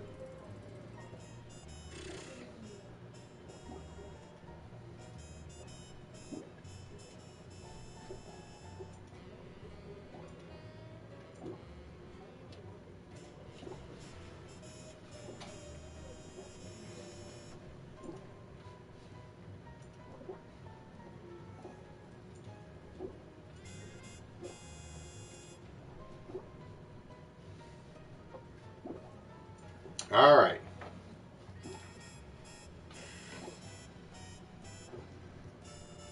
So, ladies and gentlemen, here's the first. Oh, I gotta change colors. Hold on. I keep forgetting I gotta change colors on these because blue does not work. Format.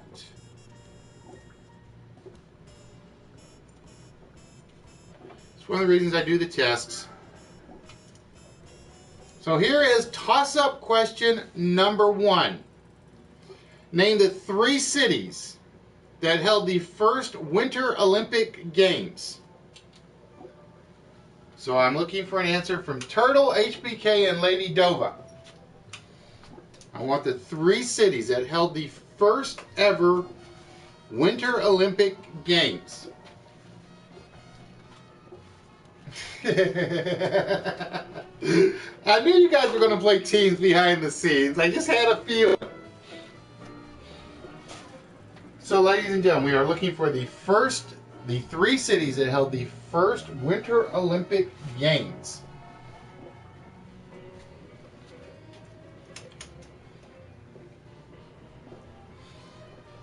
So again, we're looking for an answer from HBK, Dova, and Turtle.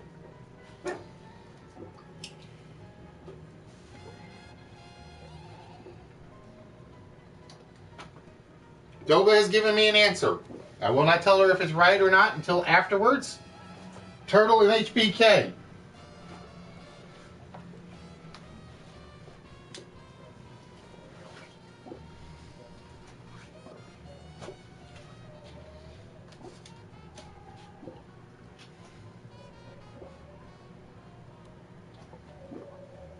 I have an answer from HBK. I need an answer from Turtle.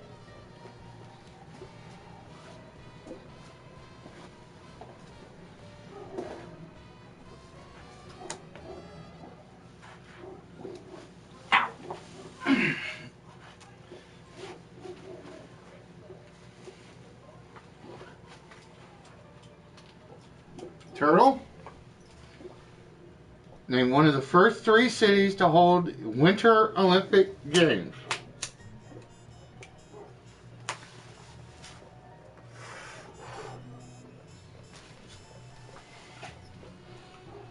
So again, like I said, you guys can name the same cities. If you do, only the first one counts.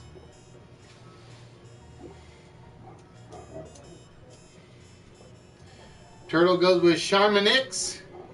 Lady Dova goes with Chamonix. So Lady Dova was in first, which means only Lady Dova's counts. HBK went with Calgary.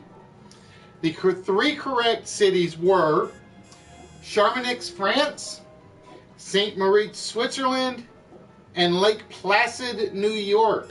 They were the first 3 Winter Olympics, which means Lady Dova is the only one to score on that board. And she scores 25 points right off the bat. All right, so Lady Dova, you will have the first choice of these 3. As Turtle, you got it right. You have the second. And HBKs, you took a chance on the guess on the third one and were wrong. Remains. So here are the 3.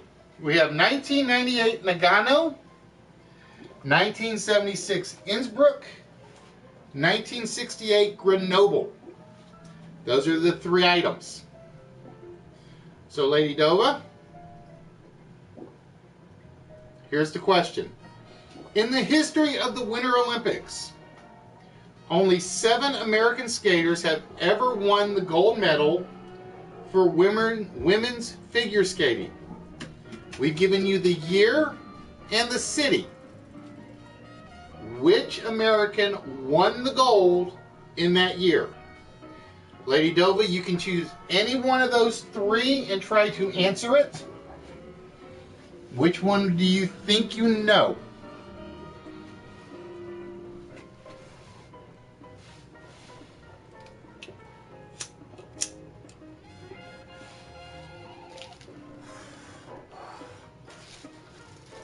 You pick one of the 3, Lady Dova, and you tell me which one and your answer.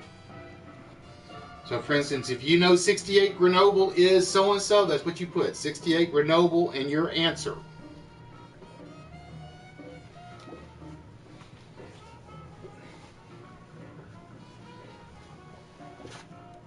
Now I will be putting a timer on this eventually, which comes to the advantage of the 3rd player, believe it or not. Because it'll be basically 45 seconds. The first person will have about 45 seconds to pick one and answer.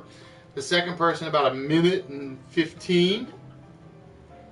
All right, Lady Dova says she knows 68 Grenoble. And who was the winner of the gold medal for 68 Grenoble, Lady Dova?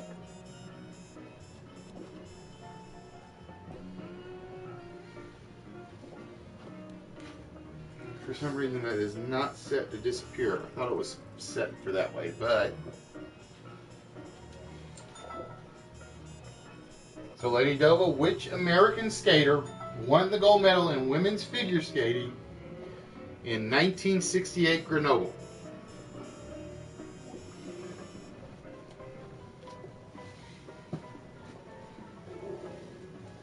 And I will tell you if you're right or wrong, because if you're wrong, one of the other 2 could take it.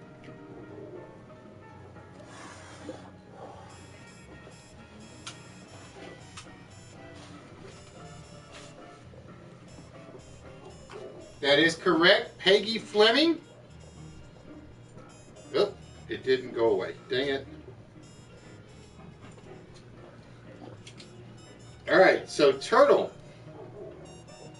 You can take 98 Nagano or 76 Innsbruck. Turtle, 98 Nagano or 76 Innsbruck. Which one do you think you know?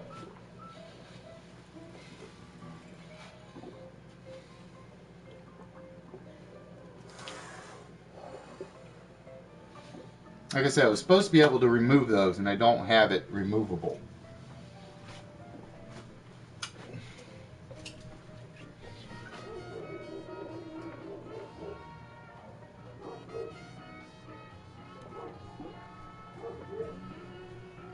All right, Turtle. Who won? Which American women figure skater won in '98 in Nagano, Japan?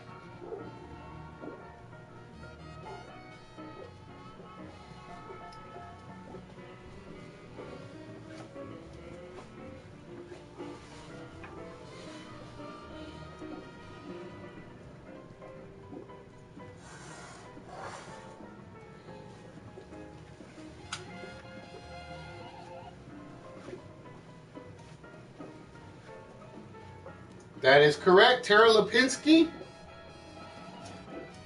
So, HBK, you have to tell me who won the women's gold in 1976 in Innsbruck, Norway.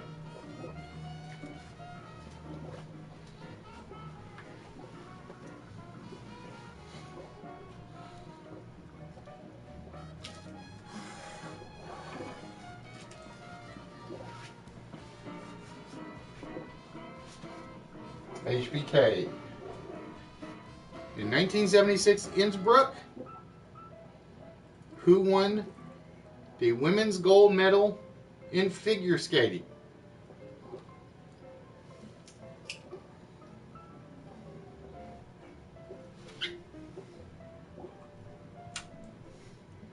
No helping from the peanut gallery, Turtle.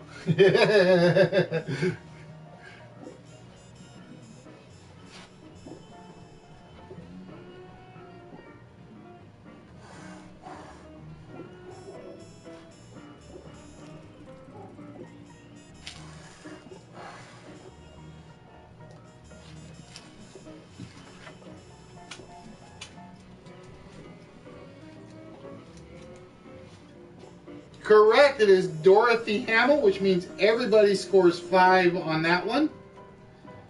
So after question number 1, the score is Lady Dova has 30, Turtle has 5, HBK has 5. Alright guys, toss-up question number 2. Name Michael Jackson's first 3 songs to hit number 1 on the U.S. chart.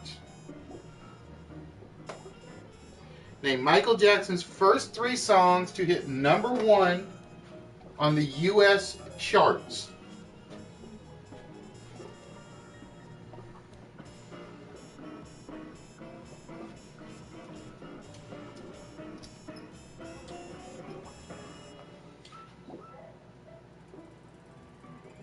Now I'm getting a glare over the middle.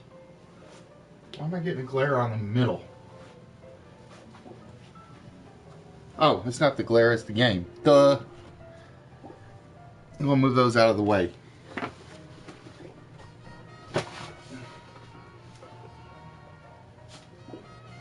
So I'm looking for the first 3 songs, Michael Jackson songs, to hit number 1 on the U.S. charts.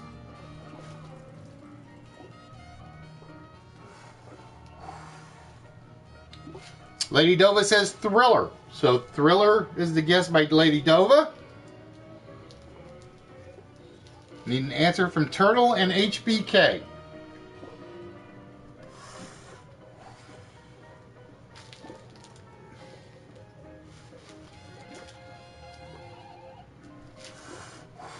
Turtle says Billie Jean. So HBK, I need an answer from you.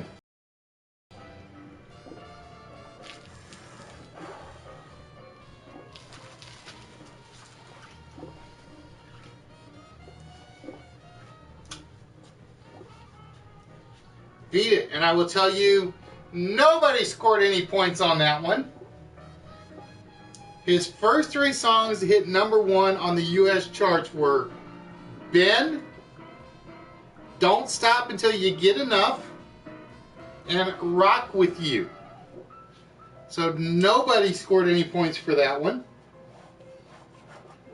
Ben was his first number one. It came when he was in the Jackson 5. Don't Stop Till You Get Enough was his first single one.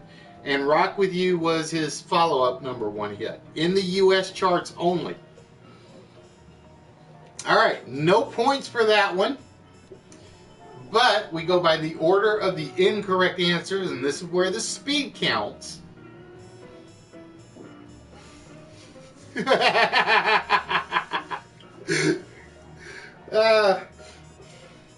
This is where the speed part counts. I'm giving you 3 alcoholic mixed drinks. I need to know what the primary alcoholic ingredient in each of the 3 are. Lady Dova, you have first choice because you were the first one in.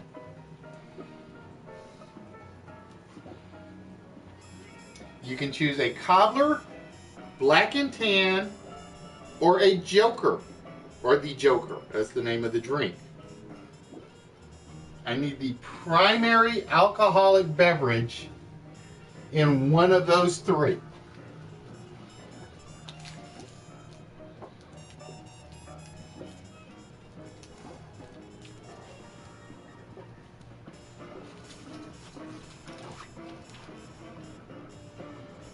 So we have a cobbler, black and tan, and joker.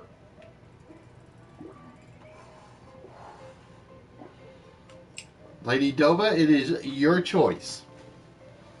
Which of those 3 do you know the alcoholic content of?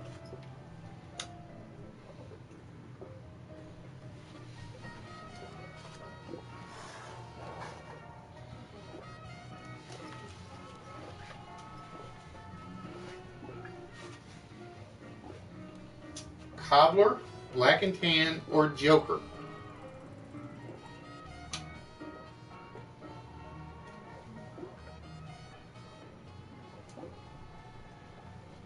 What is the primary alcoholic in... Alright, Lady Dova says joker. And what is the primary ingredient in a joker, Lady Dova?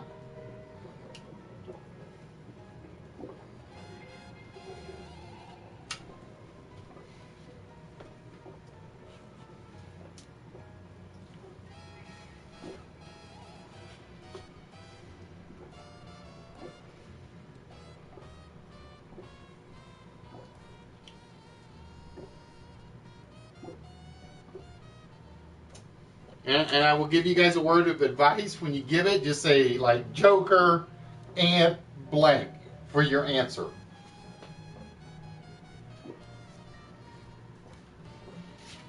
Because I think it'll make it go a little faster. Because that'd be too easy.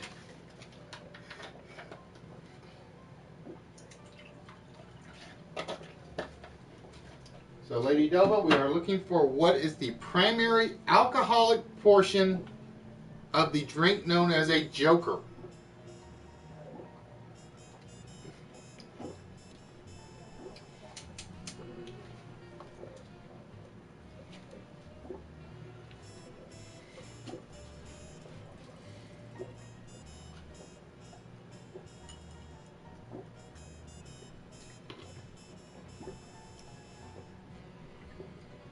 This is where I wish I had the YouTube page up, because I know the chat's faster on the page.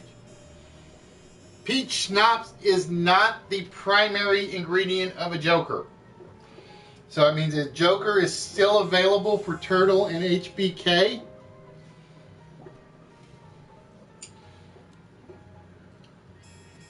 Turtle, it is your choice.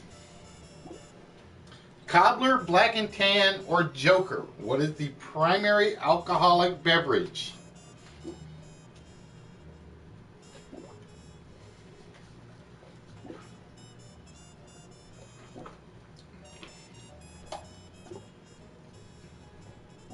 In each of those 3, or any one of those 3, Turtle.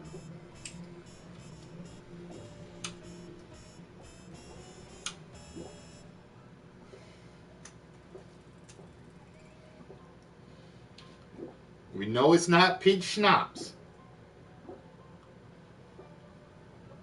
Or I should say, we know Joker is not peach schnapps.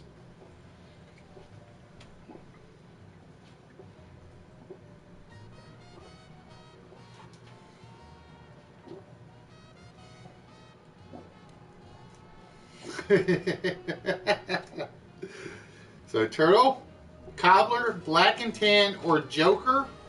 You can pick any one of those three and tell me what the primary ingredient is.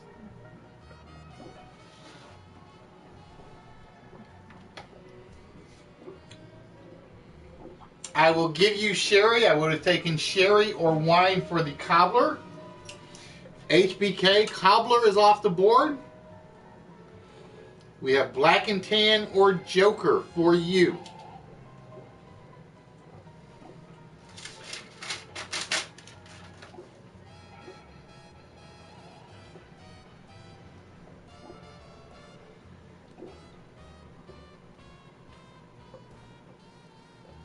You have a Black and Tan or a Joker. HBK.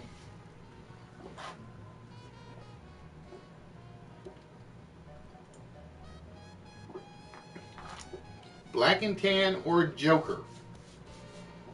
Yeah, Cobbler, I would have taken sherry or wine. I would have preferred wine as the choice, but sherry was written down as a valid alternate. All right, HBK, what is the primary alcoholic portion of a Black and Tan?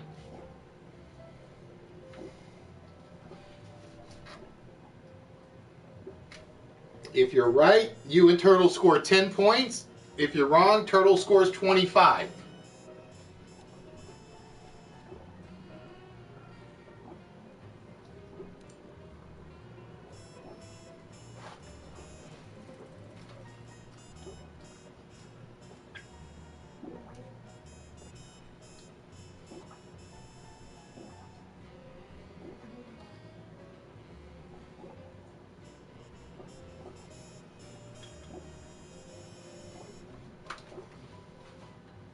So we're looking for the prime. Bass Pale Ale or beer, I would have taken either or, which means Turtle and HBK score 15. And for a Joker, the primary alcoholic beverage of a Joker is gin. The Joker has to have gin in it or it is not a Joker. All right, toss-up question number 3. In the line of U.S. presidential successions, which of the 3 cabinet members come in order of in the line of succession after the president of the Senate? So I want any one of the 3. Now, it can contain bourbon and brandy, but it still has to have primary gin. If it doesn't have gin in it, it is not a cobbler. I mean, not... Sorry, wrong one. I'm looking at Joker. But the primary for a cobbler is sherry.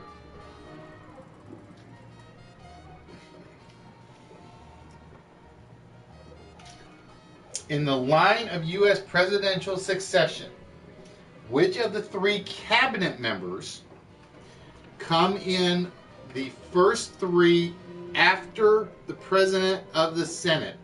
Turtle says Speaker of the House.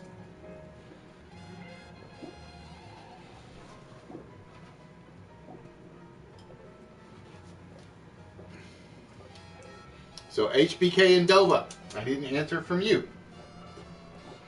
In the line of U.S. presidential succession, which of the 3 cabinet members come in order of the line of succession after the president of the Senate?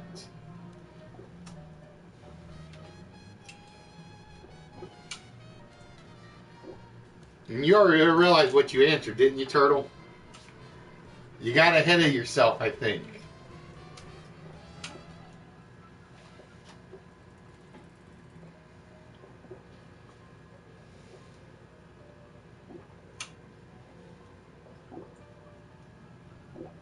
Lady Dova says Vice President. HBK. In the line of U.S. presidential succession, which of the 3 cabinet members come in order of the line of succession after the President of the Senate? It's an easy 25 points right now for you, HBK, if you can give me one of the 3 cabinet members. Because the Vice President and the Speaker of the House are not cabinet members.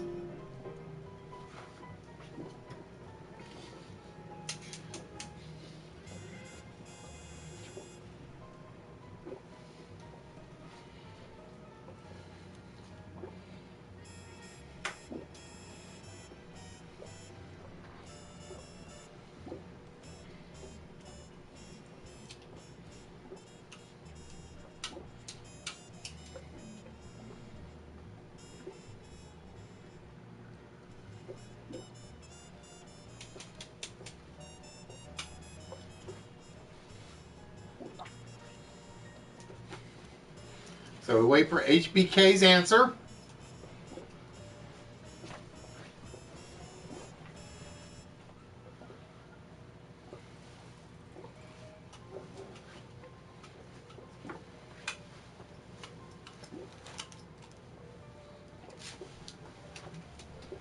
No, it is not the Attorney General.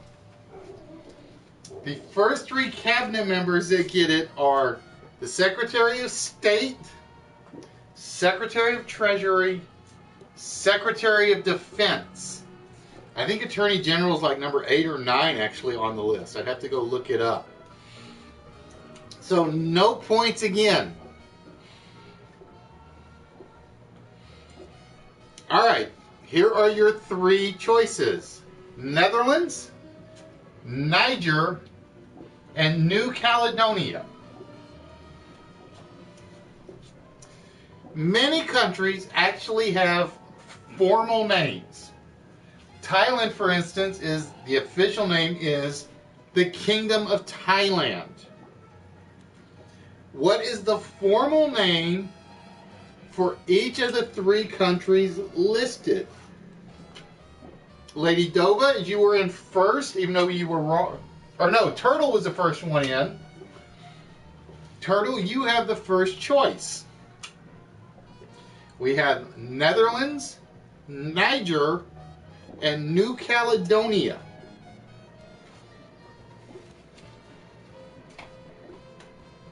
So you basically pick one of the 3 and tell me what its formal name is.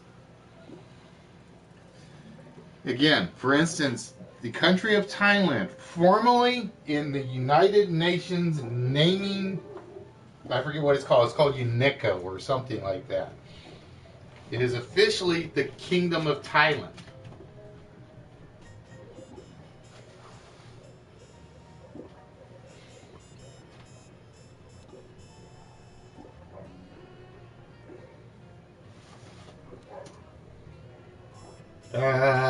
No, number 4 actually is Secretary of State. It goes Senate, State, Treasury, Defense, and then somebody else. I just don't remember who. But yeah, the Attorney General is definitely not number 4. Unless my list got screwed up.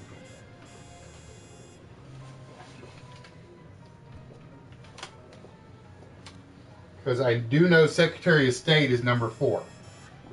That I'm 100% sure on. Republic of Niger is correct, Turtle. All right, Lady Dova. Because that's where my PC crashing out did not help. We have Netherlands and New Caledonia. We have Netherlands and New... Oh, see, I like this. I can point to my screen now. So what is the formal name? All right, Lady Dova is going to go with Netherlands. And what is the formal name for the Netherlands, according to the UNESCO? I think it's called UNESCO.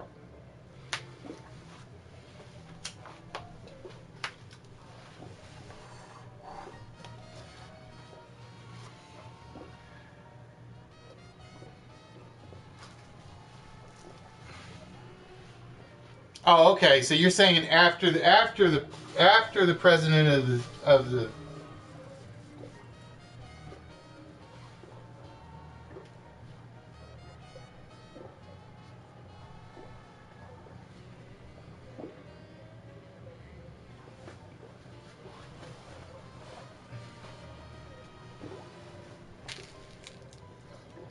So you're saying it's like number 4 out on the Senate list. Okay.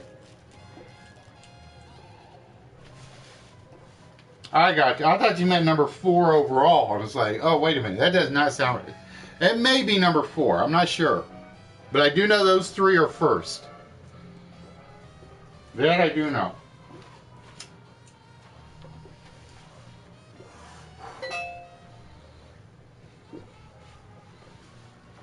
So, Lady Dova, what is the official label given to the country of the Netherlands?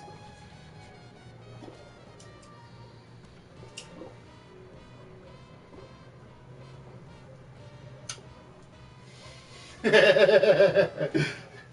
that everybody's history book nowadays, Turtle?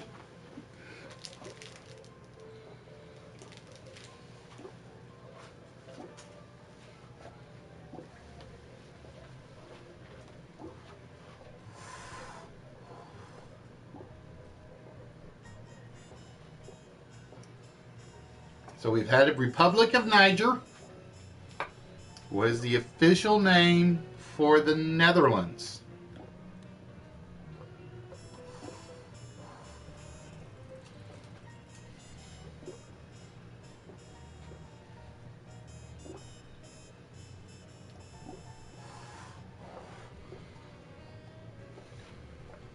Correct. It is the Kingdom of the Netherlands.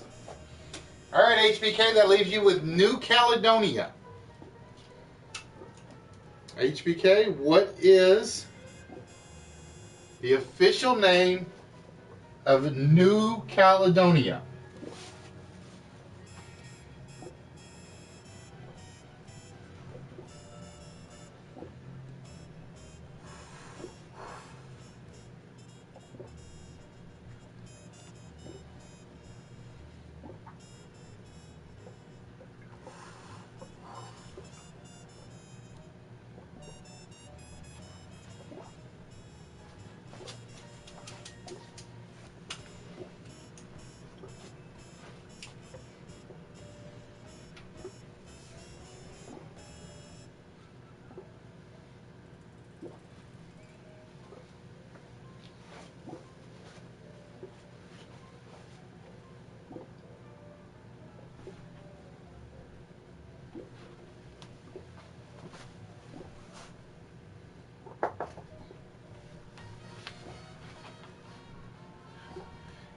Turtle's taking Niger. An IDN. Nope, it is not an IDN.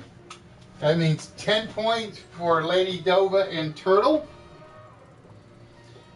New Caledonia is actually the territory of New Caledonia. That's its formal name.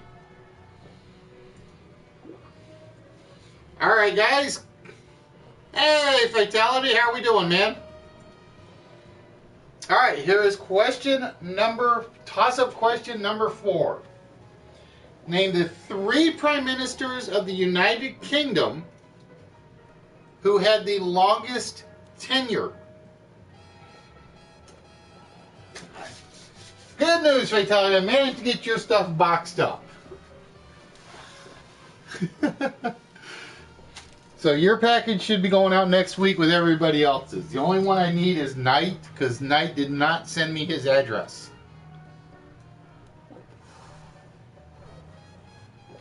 I think he sent it to the wrong location.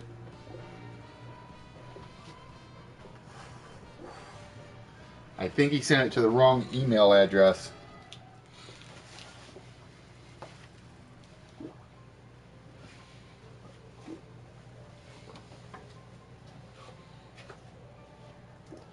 So HBK, Turtle, and Dova.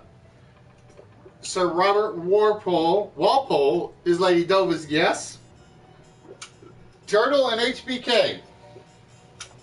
I need the 3 longest reigning Prime Ministers of the United Kingdom.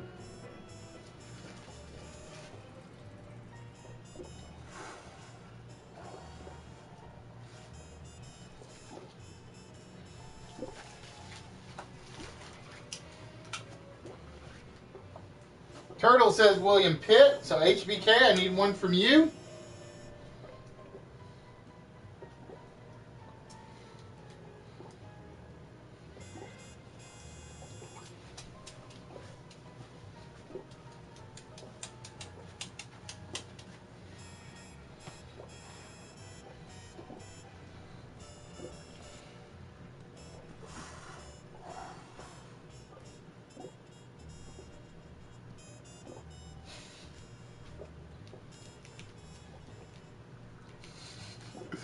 It's neither here or there.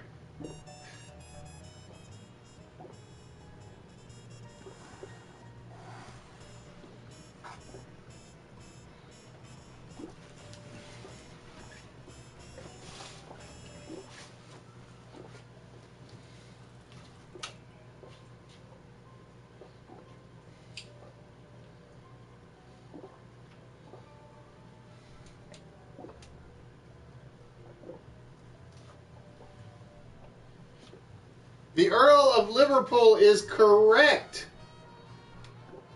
which means everybody scores 5 on that one. It is Sir Robert Walpole was the first. William Pitt, I will take, is William Pitt the Younger. And the Earl of Liverpool were the 3 longest reigning UK Prime Ministers. All right, we have Lee Marvin, Jimmy Stewart, and Ernest Borgnine. Those are your 3 choices. This is still anybody's game. These 3 actors all served in World War II. What was the highest rank they held at the end of their terms of service? Lady Dova, you have first choice.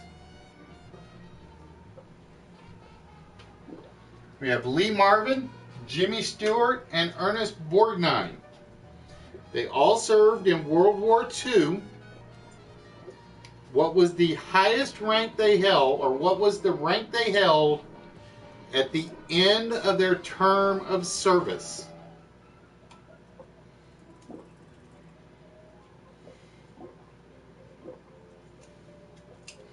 Lady Dova will have first choice. Turtle will have second choice. All right, Lady Dova says Jimmy Stewart. What was his highest rank, my dear?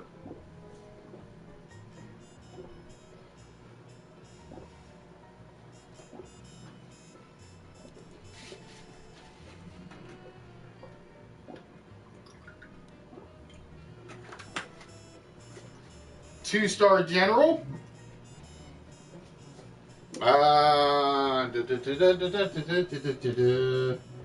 And I used to know my ranks better than this. Damn it.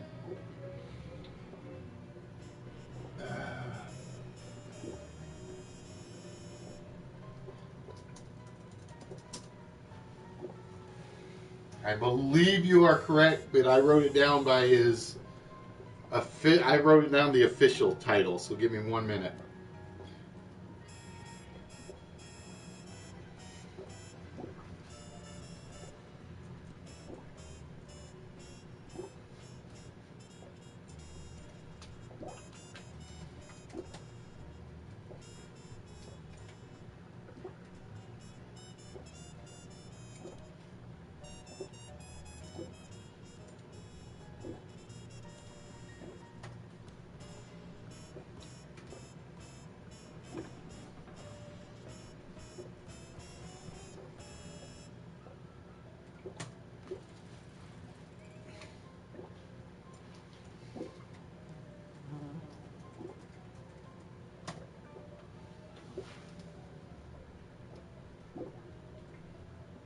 No, it is not a 2-star general. It's not a 2-star general. I had to make sure, because like I said, I used to know my ranks off the top of my head.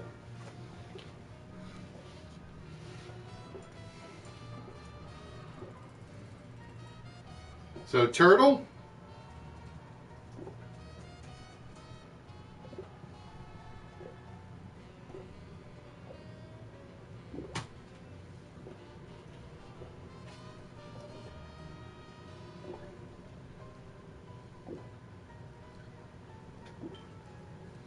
It is your choice. All 3 are there.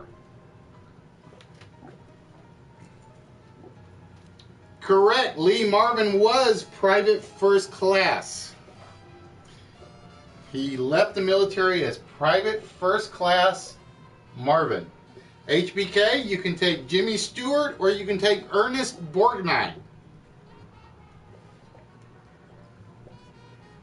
Lee Marvin is off the board because Turtle got that one right.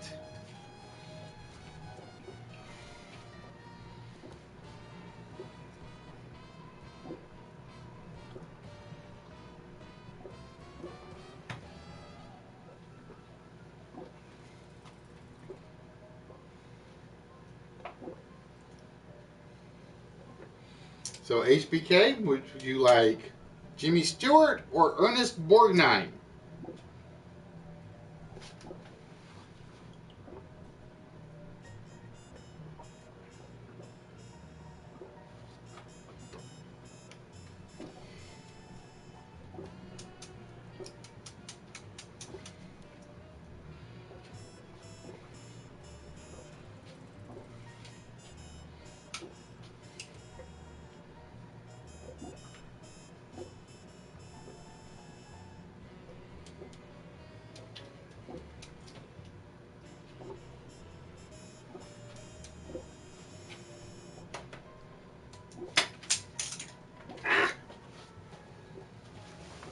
Not getting back.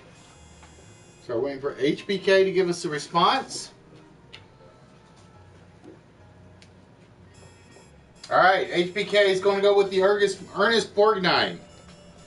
So what did Ernest Borgnine officially end his military term of service as?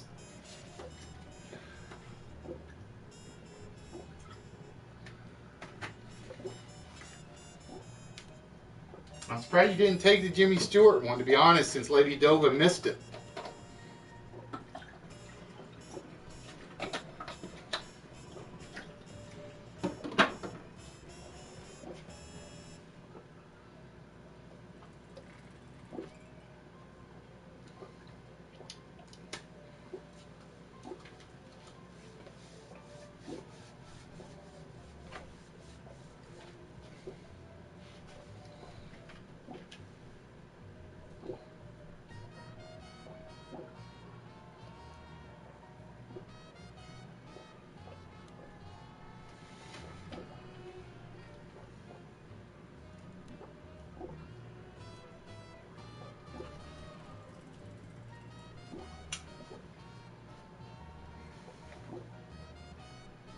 Gunner's Mate First Class is indeed correct.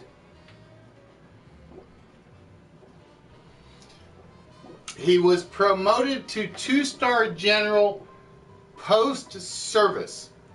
It was basically after he retired, they basically gave him the bump to a 2-star general. When he left the service, he was officially only a brigadier general, which is a 1-star.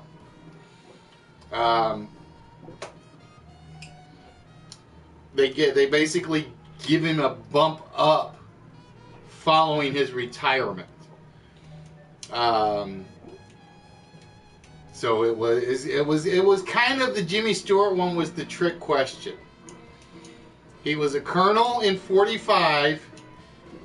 And then he got promoted to 1-star general officially before his term of service ended. And then he got promoted to he got a 2-star promotion quote-unquote post-career. All right. So right now, Lady Dova has 45. Turtle has 40. HBK has 30. So it is actually very, very close. And here is toss-up question number 5. Name the 3 most populated of the Nordic countries. Name the 3 most populated of the Nordic countries.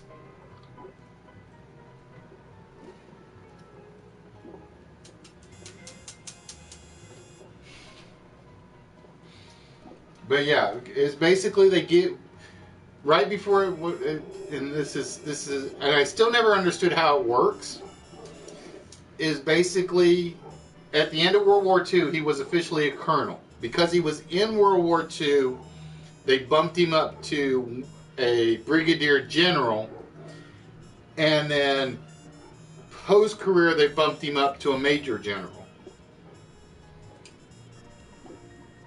Lady Dova says Sweden. So HBK and Turtle.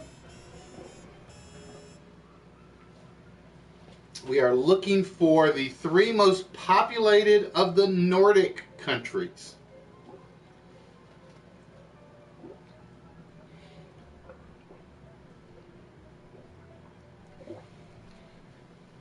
And again, guys, just so you guys know, we're running a test on the closed layout of the split second game.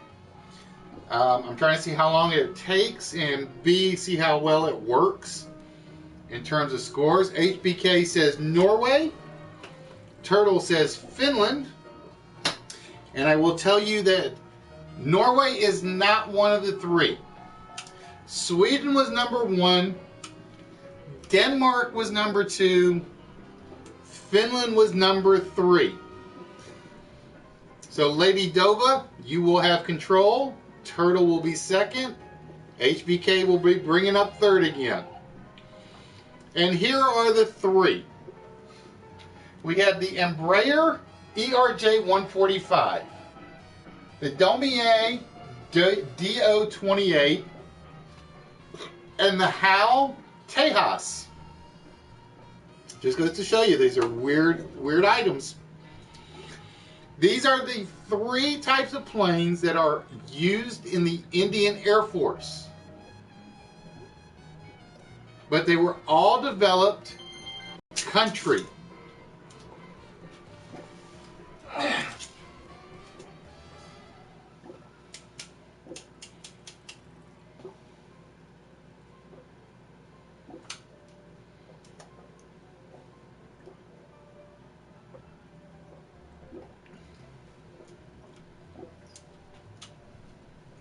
Check that again, huh? All right, we'll check again. Just to see if we can check again.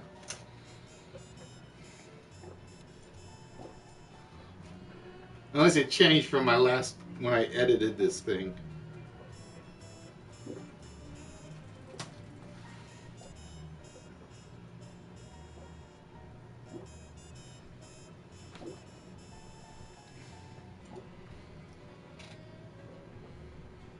No. See, that's where you got caught. I know what you did. It didn't say the most populous city. I'm looking at...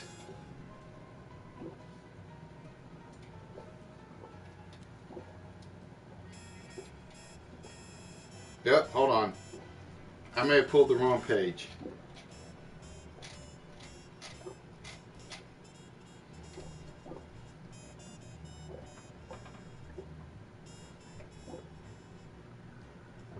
Nope, I'm still right.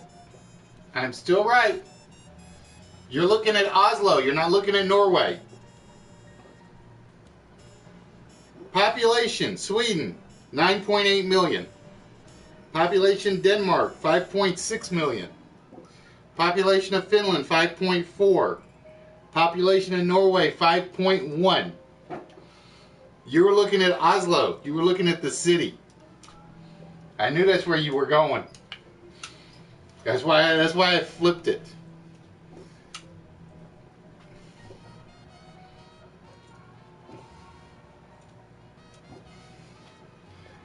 If I was doing cities, you would have had it.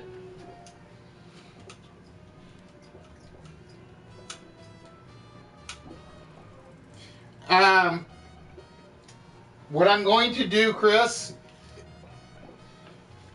for next Saturday's broadcast, I'm going to try to put together a huge slideshow. So that it will be basically, you guys have it. If you guys want to check out the current prize pile, not counting the one that just went out earlier. Alright, Lady Dova says the Domier DO28 is Germany. Turtle, that means your choice. The Embraer, ERJ 145, or the HAL Tejas. Was developed in which country? But if you guys check out, let me get down here so I can point it out real quick. If you check out right here and look at the images, there's an album in there called Pick Your Prize Album. It will have pretty much every prize available on there. I think I've got to add the music box, and I got to add the Spider-Man to it. No, I think I may have already done that. I'm trying to remember. And those will definitely be on there. And basically, as I give stuff away, I'm just taking them out of the album so they won't be there anymore.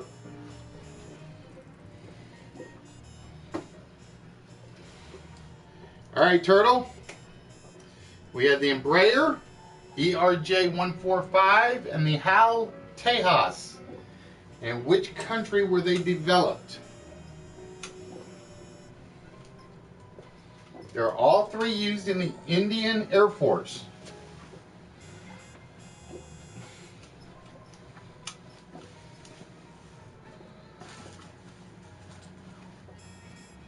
But what country were each of those planes developed in?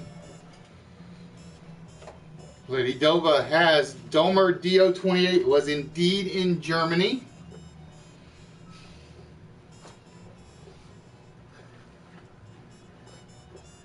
See, I told you they're playing tag team back there, guys.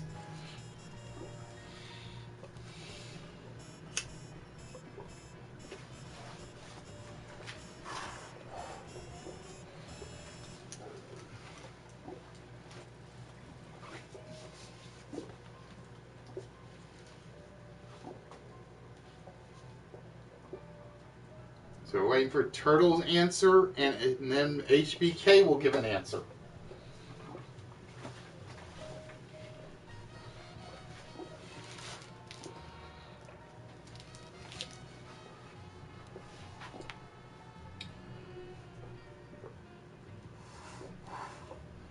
Lady Dova has taken the Domier off the list. Or Domier, I forget.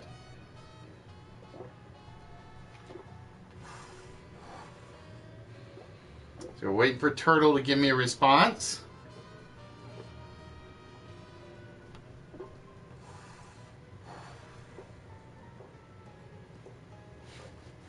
Wakey, wakey, Turtle.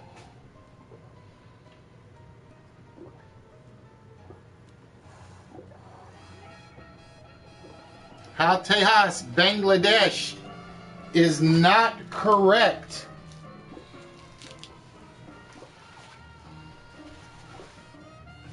So HBK, you have the Embraer and the Hal Tejas.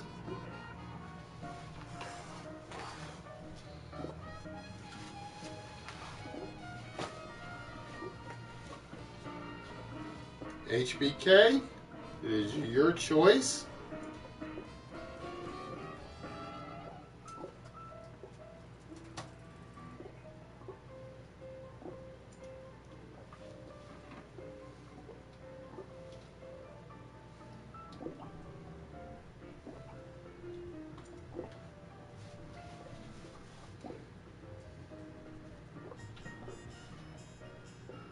And the Embraer was indeed created in Brazil. It was developed in Brazil, which means Lady Dova scores 10 and HBK scores 10. And the Hal Tejas was actually developed in India itself. It's like their only fighter plane they actually use that they developed on their own.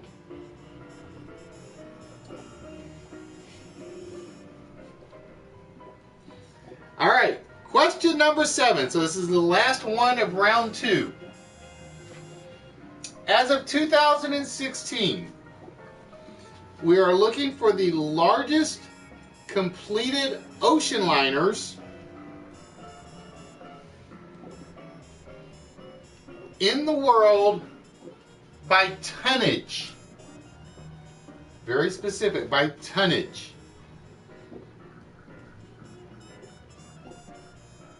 We're looking for the 3 largest completed, as of 2016, largest ocean liners in the world by tonnage.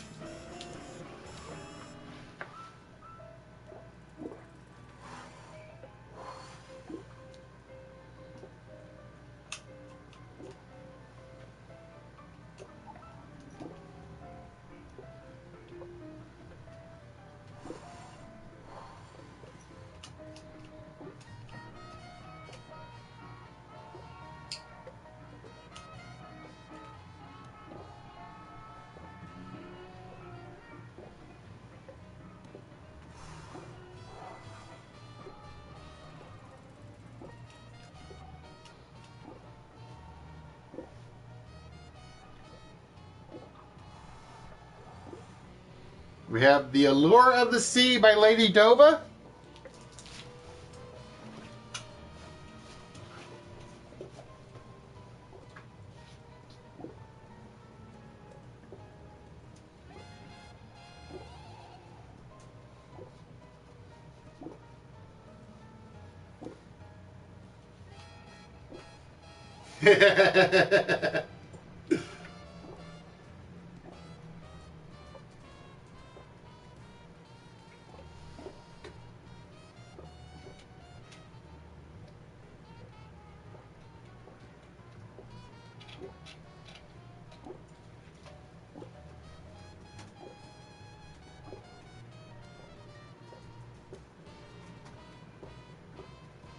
We have the Navigator of the Sea.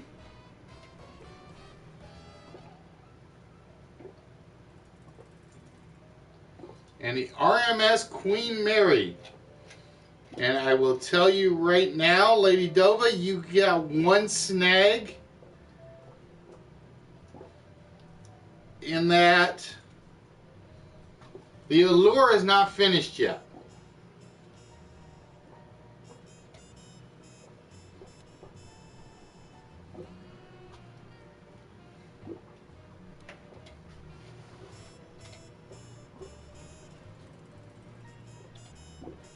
The Allure is actually not finished. The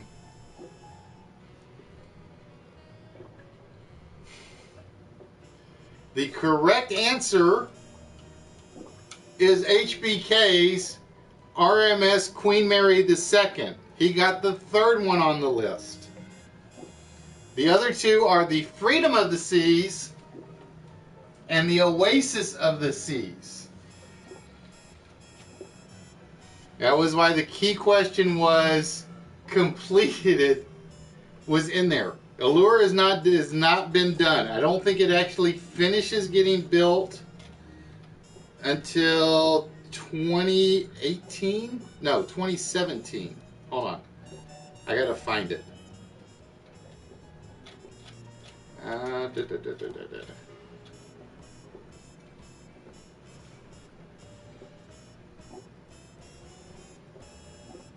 Or hold on. I gotta, because there was a reason Allure didn't make the list.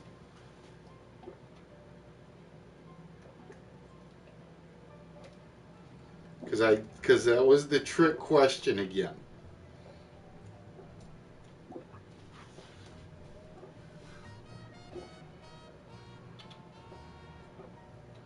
Nope, I will take that back. It did change. It did change from the moment I wrote this.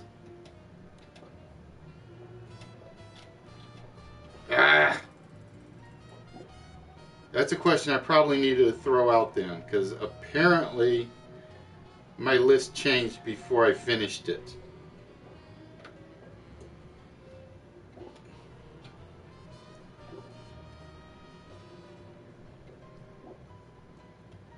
Give me 1 minute. I'm making sure, because I had a lure off. I had a lure written off. I had a lure written off. But it is back on the list. Okay. It is back on my list.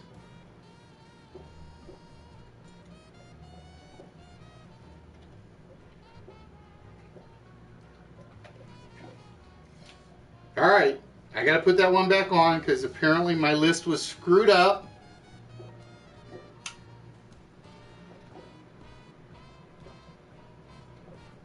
I don't know how my list got hosed on that one, because yeah, I do know how. I did screw that one up. Alright. So Lady Dova is correct with Allure. Number 2 on the list was Oasis. And number 3 was Quantum. I'm trying to figure out why I got that one question all written wrong.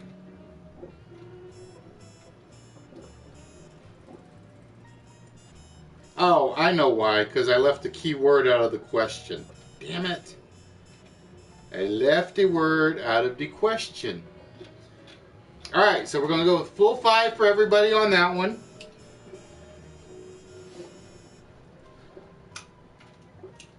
Because it was supposed to say cruise liners. Or non-cruise liners. That was the key. It was the question was written wrong. All right, so here are your 3 choices. We have the captain, the first mate, and the classification.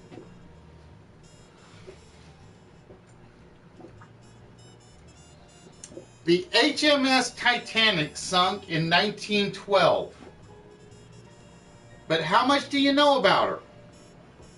Identify these 3 facts about the Titanic. There's no extra T in Titanic. I need the captain, the first mate, and the classification. Oh, that's fine, Chris. Like I said, you can feel free to throw the guesses out there. The ones I'm looking for are the guys that are on the non-close side.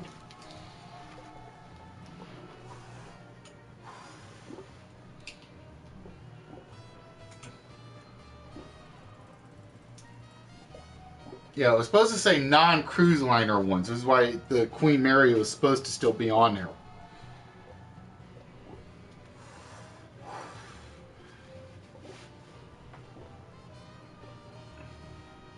All right, Lady Dova, who is the captain of the HMS Titanic?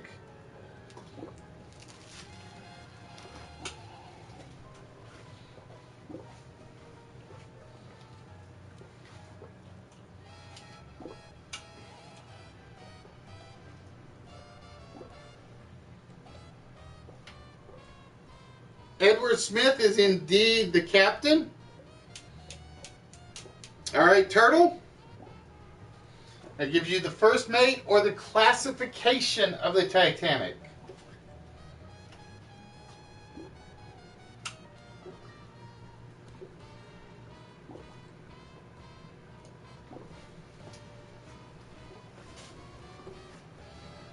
Like I said, when I put this one in officially, I am going to put a timer on it, just so you guys know.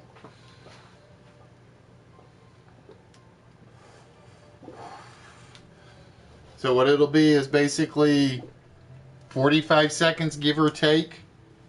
Maybe 30, I haven't decided.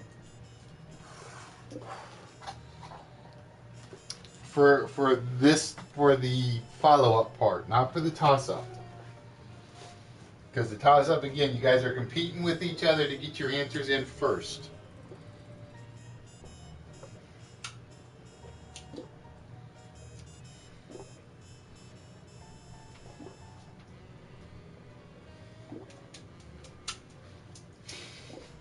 That's because you already won. Like I said, I'm trying to spread the wealth. I'm trying to be a Bernie Sanders guy for a moment.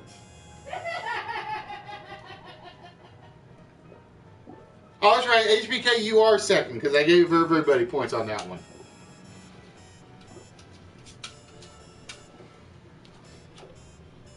Because that was the screwball question.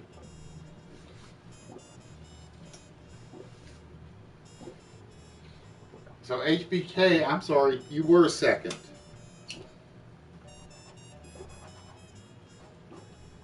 So you have the first mate or the classification, HBK.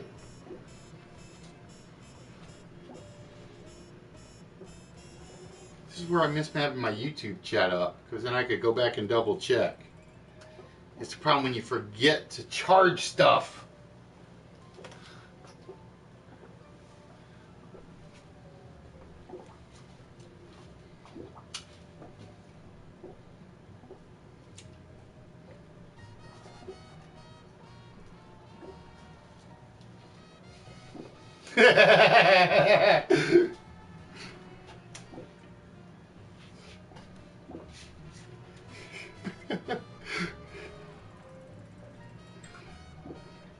Everybody's a winner in the St. Sanders game shows. And even Bubbles got a laugh out of that one because she was upstairs. She was chuckling about that.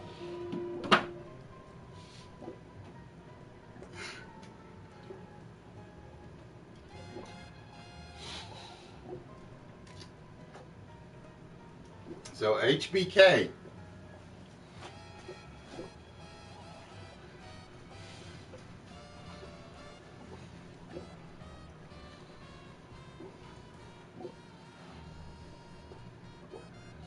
We're looking for the first mate or the classification.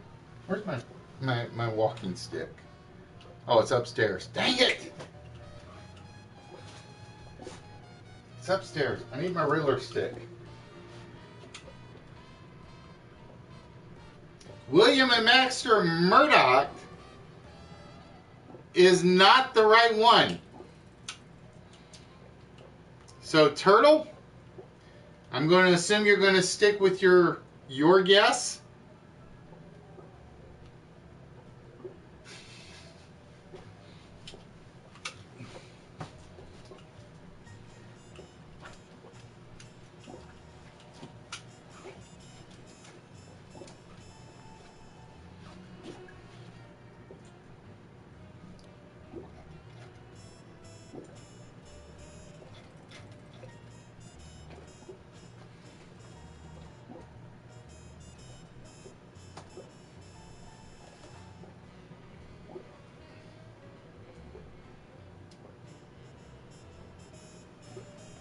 Oh, nope. I'll take that back. You are right, HBK.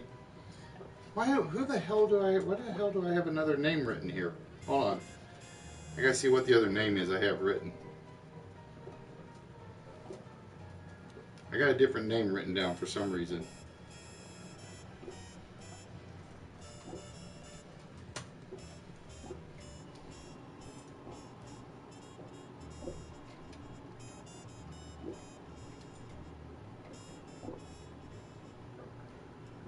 Oh, I wrote the wrong title down. Damn it. I wrote the wrong title down.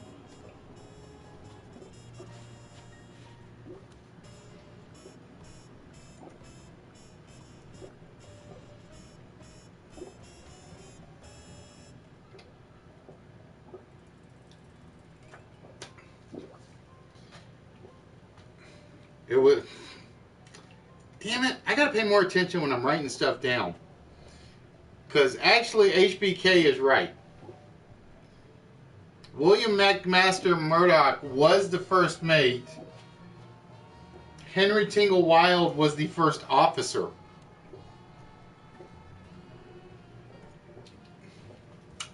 I had it written down wrong.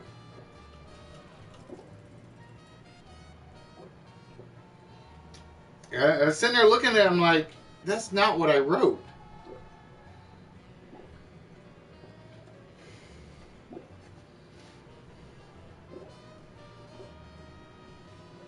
All right, so that ends round 1. That ends round 1 of the game. So officially there are 2 rounds.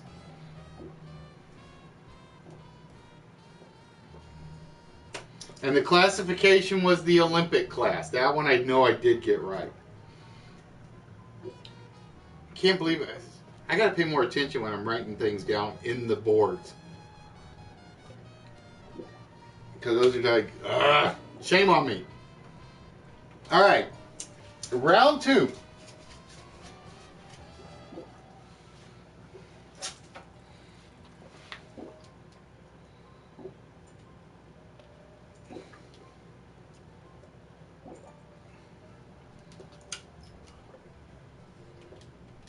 Now, when I screw up, I get points across the board, HBK. I screwed up across the board on that one.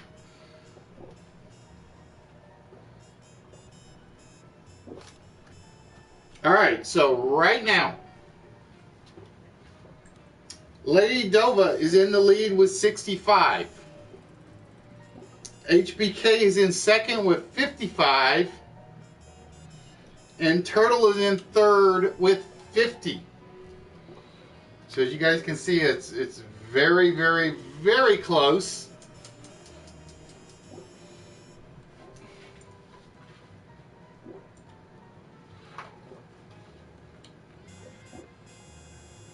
All right, so it's basically 7 questions per round. Is basically how it goes. And as it is this close,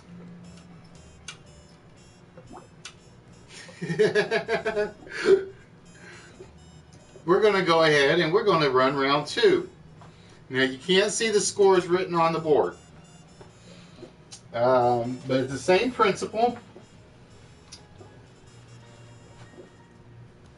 It is 10 points, 25, and 50. I'm gonna end up changing that though, because that it's supposed to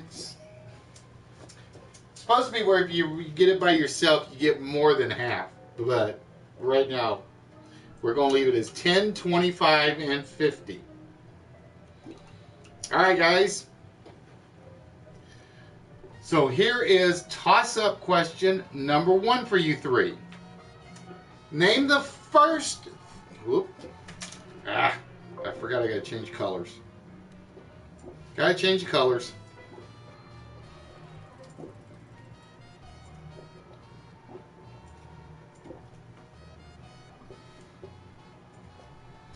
Name the first 3 of the road movies that starred Bing Crosby and Bob Hope.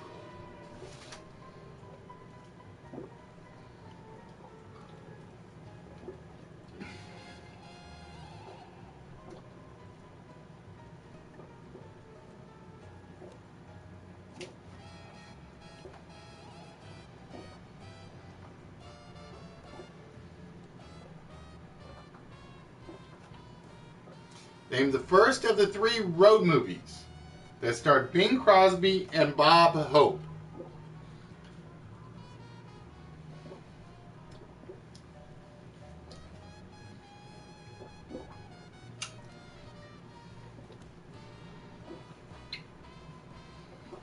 Lady Dova comes in with Road to Singapore.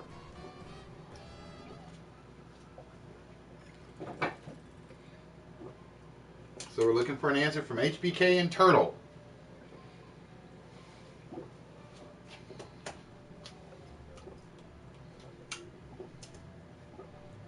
I'm going to go back and check that Titanic one because that's bugging me now. because I thought I had that one nailed 100% across the board. So we're looking for an answer from Turtle and HBK.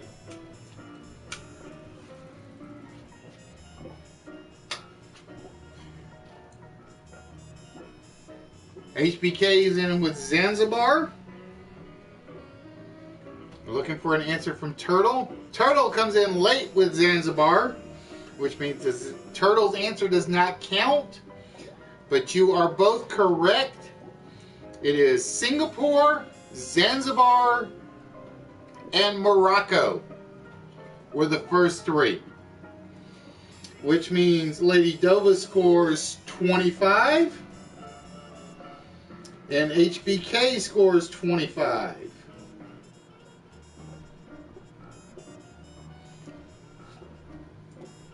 All right, Lady Dova, we have Kevin Kline and Kenneth Branagh, Tom Hanks and Tyler Hoechlin, Patrick Swayze and Sam Elliott. Road to Bali was number 6. Road to Bali was one of their last ones. Because I think the order was Singapore, Zanzibar, Morocco, Hong Kong. I forget what comes in at number 5. And Bali was number 6. And I think that was the last one of their lot. I think Bali was the last of their lot. Personally, I think Morocco was the best. Hong Kong was their second best. Alright, I've given you 2 actors in each choice. I need the name of the road movie that these 2 actors were primary stars of. So, Lady Dova, if you choose Kline and Branagh, I need the name of the road movie. If you choose Hanks and Hoechlin, I need the name of the road movie. Or Swayze and Elliott for Roadhouse. That is correct. Patrick Swayze and Sam Elliott were indeed in Roadhouse. HBK, it is your choice now.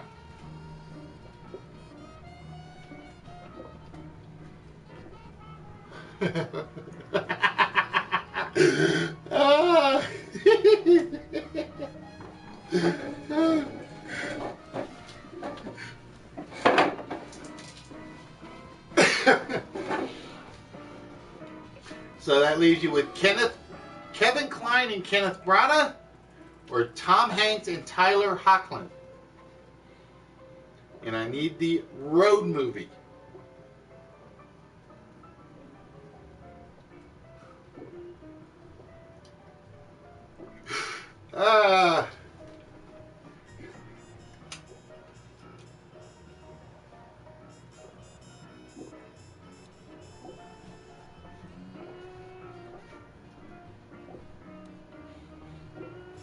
So HBK, I need one from you.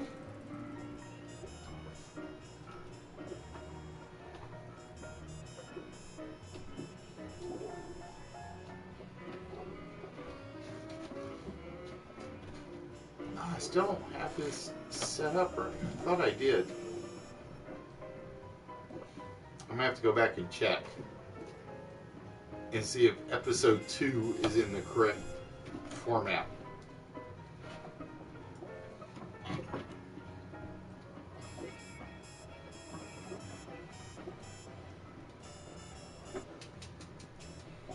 So HBK, we're waiting for the road movie of your choice. Kevin Kline and Kenneth Branagh, or Tom Hanks and Tyler Hoechlin.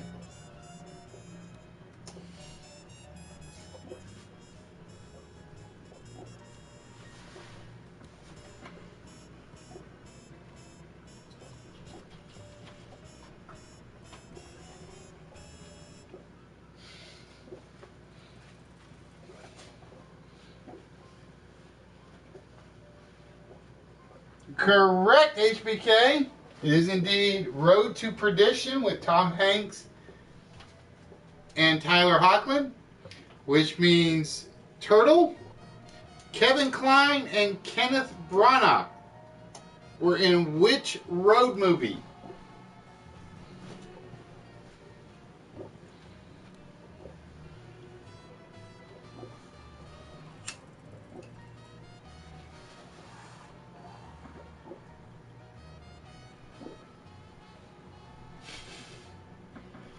Correct. The Road to El Dorado, the only animated one I put on the list.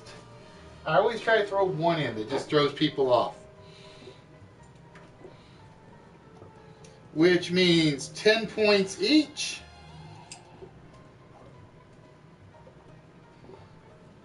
Two to three players on this one. And here is toss-up question number 2. Name the 3 horses in Orwell's Animal Farm. Name the 3 horses in Orwell's Animal Farm.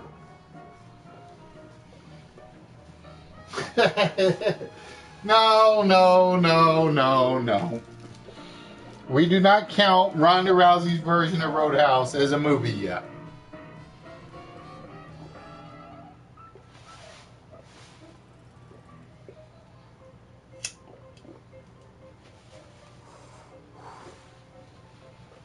Lady Dova's in with Boxer.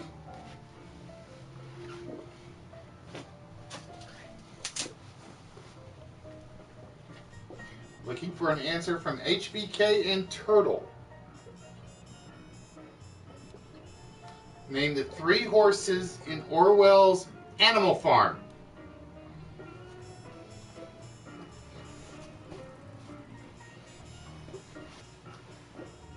Turtle is in with Clover, so HBK. I need one from you.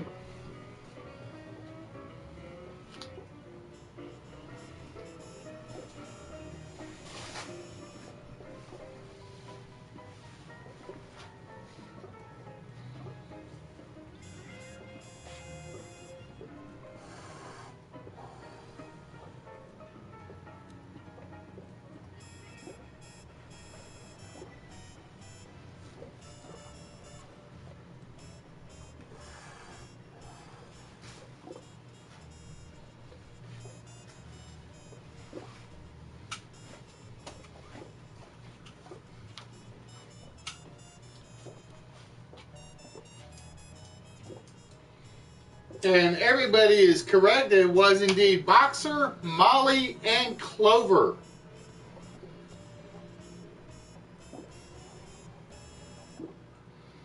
All right, here are the 3. We have Gandalf the White, Colonel Potter, and Xena Warrior Princess. Now I'm looking for the name of the horses that belong to each. And Lady Dova, you have first choice. So I'm looking for the horse that belonged to Gandalf the White, Colonel Potter, and Xena, Warrior Princess.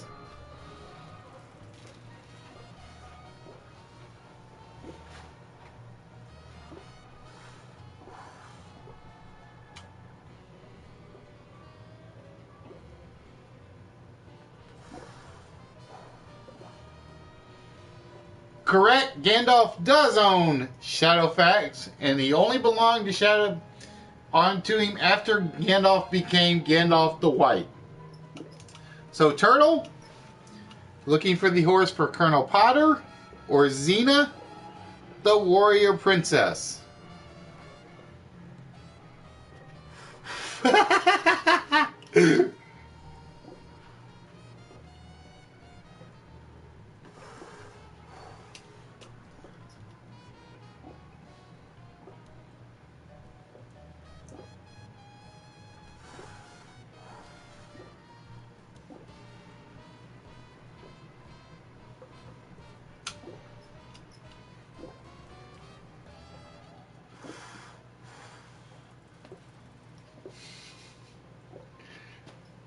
You'd be surprised how many people don't pay attention to the horses' names.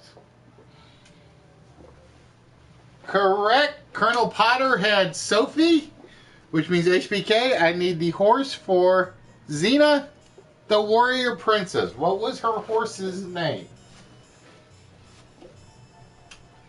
Correct. It was Argo.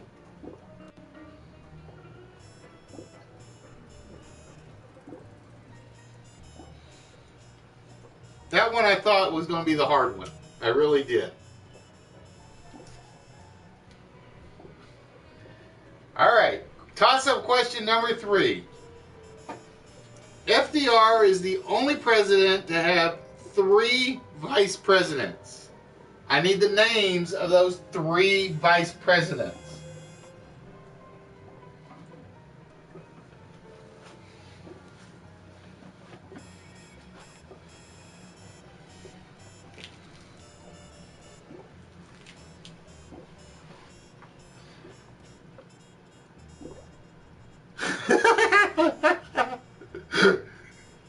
We're not even going to go there, Turtle. We're not going to go there.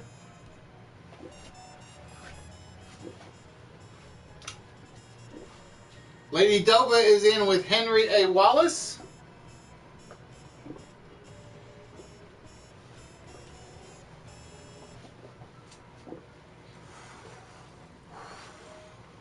So we're looking for the other 2 from Turtle and HBK.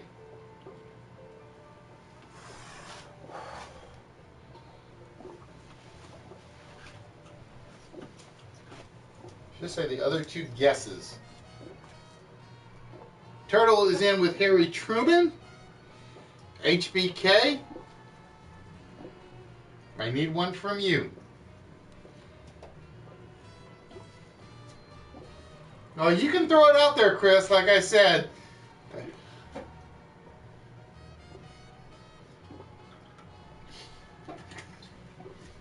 Saichi's favorite activity is analing Scarlet Witch. We know that.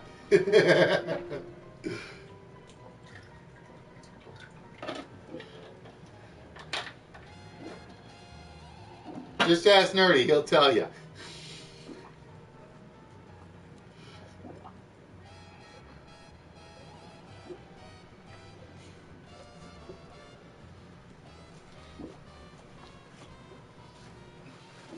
So we're waiting for HBK's answer.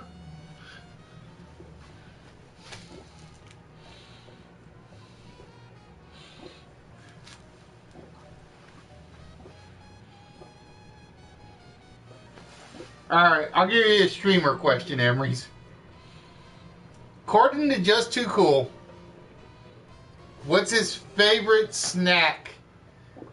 Or what is the only way to... Let me rephrase that. Because he said it again today. What is the only way you're supposed to cut a grilled cheese sandwich? Correct, guys. Everybody on the board again. See, I'm gonna have to throw more trick questions in there. More of the Michael Jackson type questions.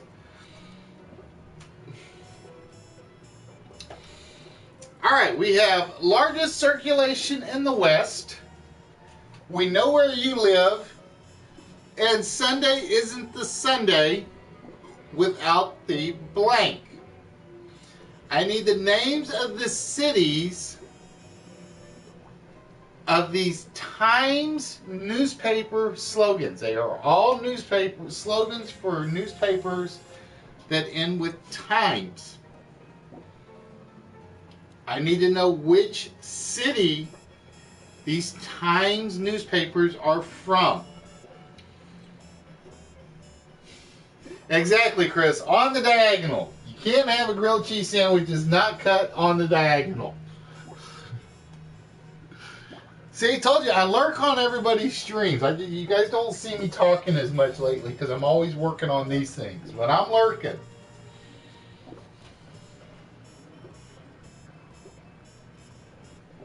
But yeah, just Too Cool has been adamant. He's like, you don't cut a grilled cheese sandwich anywhere other than on the diagonal. It's got to be triangles or it's no good.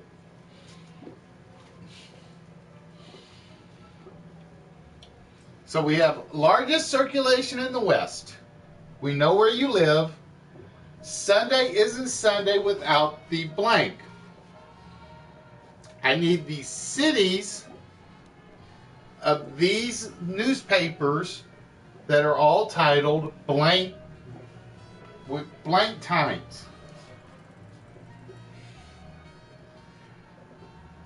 Caesar salad, always. I like anchovies. I'm one of the few people that like anchovies on my pizza, but they're much better in Caesar salads.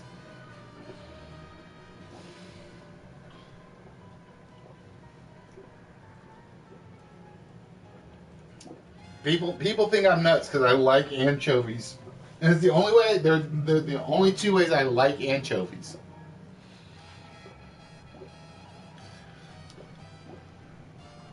But you gotta have an anchovies. You gotta have anchovies on Caesar salads. You have to.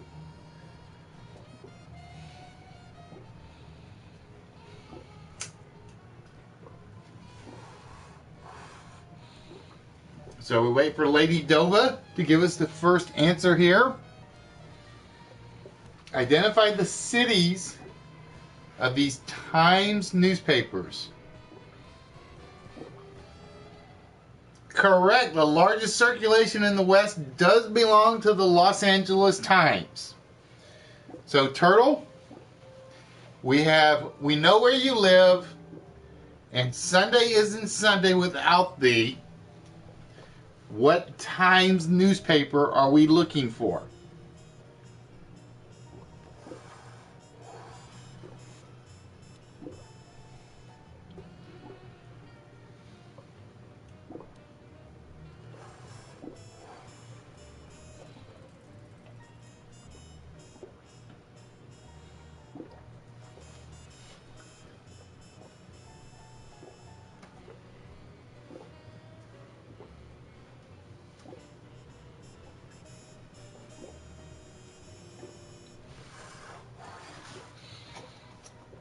Well, I think, if I remember rightly, and don't quote me on this because I haven't looked it up in a while, anchovies came about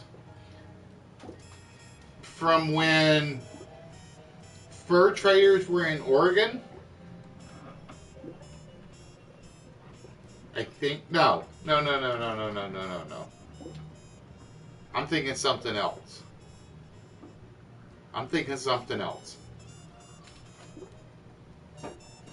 I wanted to say anchovies came about because of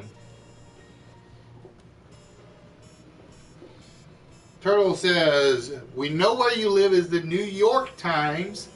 That is incorrect. So HBK, that one is still on the board. We know where you live, and Sunday isn't Sunday without the blank. HBK.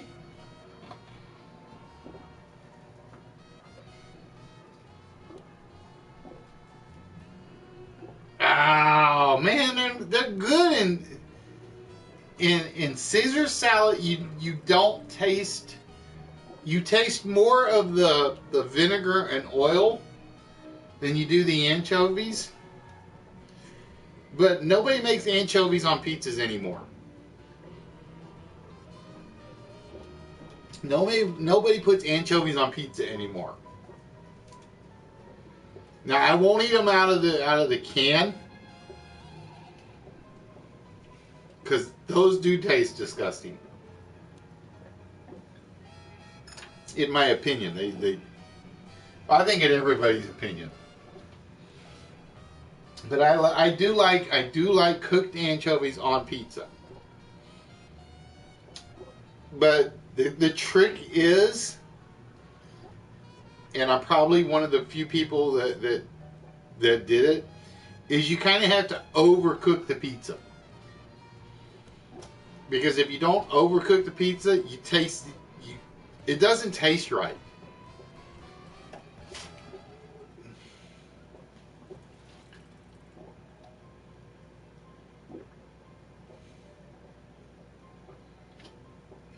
I know that sounds weird. Oh no.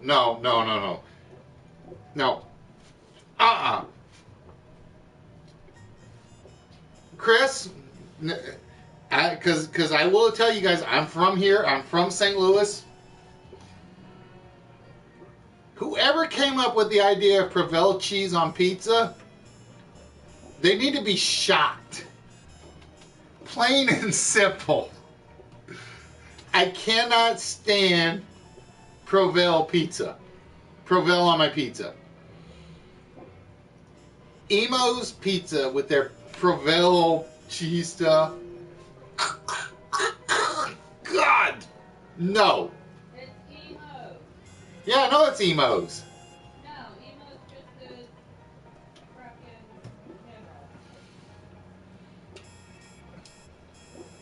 hammer. HBK, we're waiting for you. We're looking for either we know where you live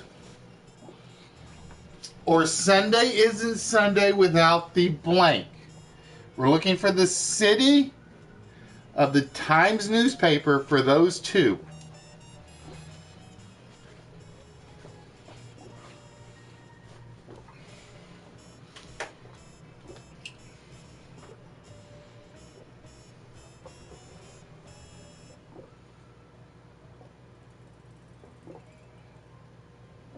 Tombstone did?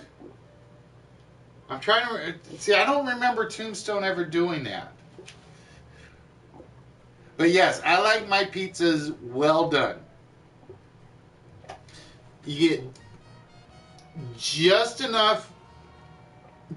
I don't want to say burnt, but you get just enough hard cooked.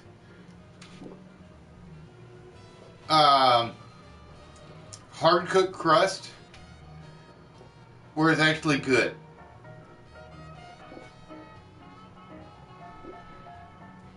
But yeah, it's like whatever Emo's puts on their pizza here, it does not, no. I cannot stand Emo's Pizza for the life of me. And the funny thing is,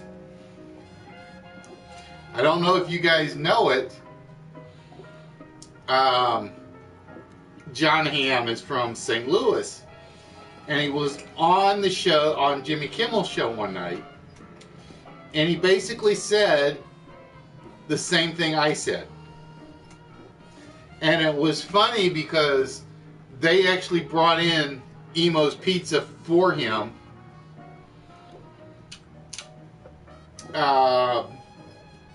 because he was on the show. And it was like you could see on his face, it's like, no. No, no, no, no, no, no, no, no. It was funny as heck. But yeah, like I said, well, see, I don't mind the square idea. Because like I said, I like Little Caesars. Oh, did he guess? Because I missed it.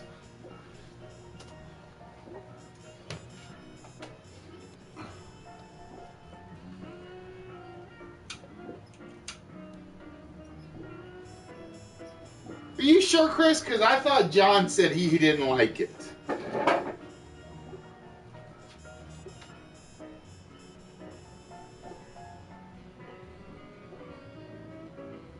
Okay, there we go. No, the Washington Times is not it. So basically, Lady Dova scores 50 points for that one. The largest circulation in the West was the Los Angeles Times. We know where you live is the Detroit Times. And Sunday isn't Sunday without the, and I couldn't finish the quote because the actual name of the paper is the Sunday Times of London. So those were the three newspapers. We had the Los Angeles Times, the Detroit Times, and the Sunday Times of London. So Lady Dova adds to her lead with that one. And we go up to toss-up question number 4. Name the 3 states that made up the Chinese 3 kingdoms.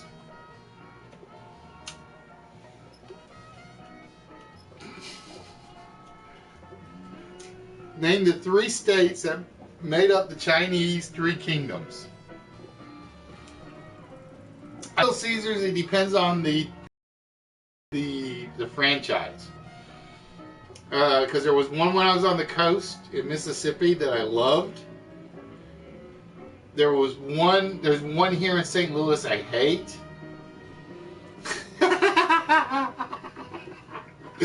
Oh, I like that. I like that one, Chris. I do.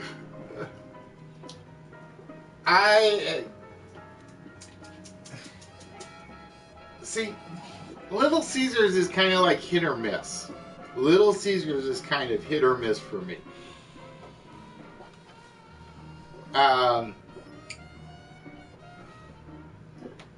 I'm gonna have to go find that thing with John Hamm though, because now it's got me trying to wonder. Because I would have swore John Hamm was the one that said no to Emo's Pizza.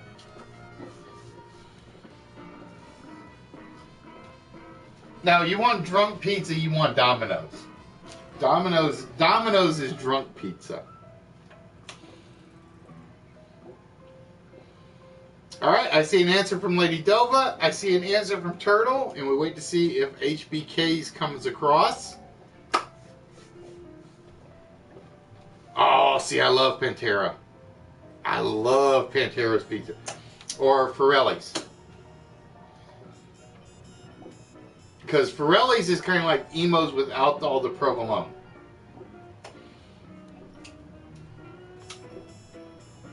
See, you and me, Chris, we're gonna have to get together, and we just gonna have to go out on like a food binge in St. Louis. That's what we're gonna have to do.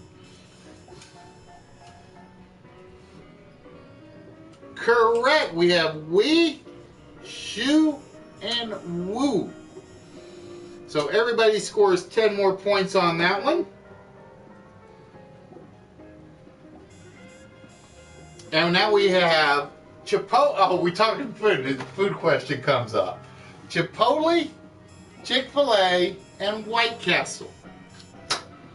And the question is, Chinese food? Nah, not this time. But we're going to stick with fast food. In this case, can you tell me where each of the following fast food restaurants' headquarters are located? So, Lady Dova, it is your choice first. I told you, Fatai, I'm just going to show up on your doorstep one day for the barbecue. That's what I'm going to do. You don't believe me, but it's going to happen. Because like I said, I know, because it's like driving distance, anything within 12 hours is driving distance for me.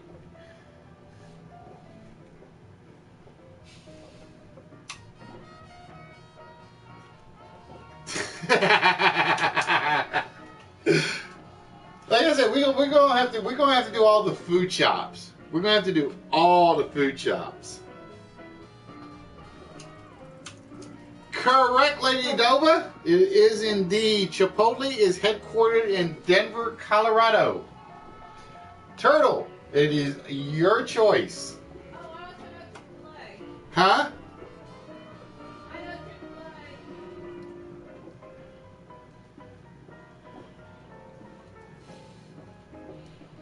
And ladies and gentlemen, for those of you that don't know, we did the random drawing for the Wits t-shirt tonight. Oop, if I can get it the right side up. And right now, I don't know who Port Life is. I know he's a follower on YouTube. Oop, I gotta get on camera when I show the shirt. Duh.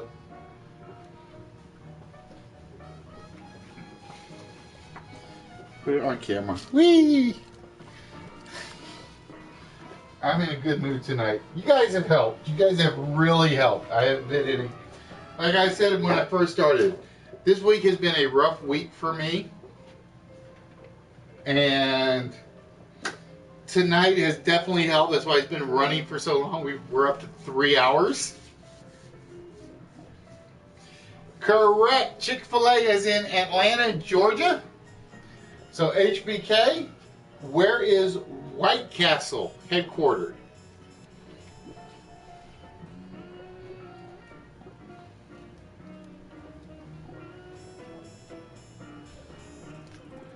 Yeah, I saw the photos, Fatality. I saw the photos. It was like, oh. I saw all the ribs on the barbecue, and I was like, I want to be there. I want to be there.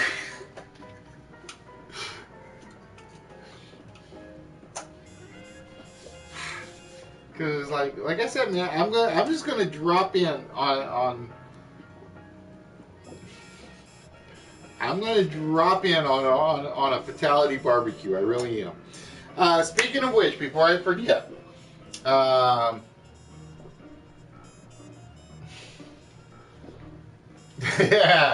yeah. So you claim, Turtle. So you claim. Correct, HBK. It is indeed Columbus, Ohio. All right. So right now.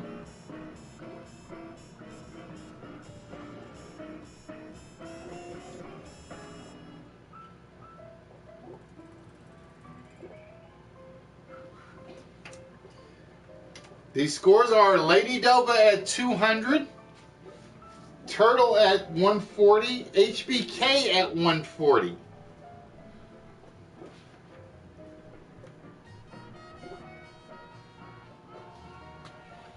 See, I'm not a Panera guy. It's kind of one of those. They do certain ones I like and certain ones I don't like.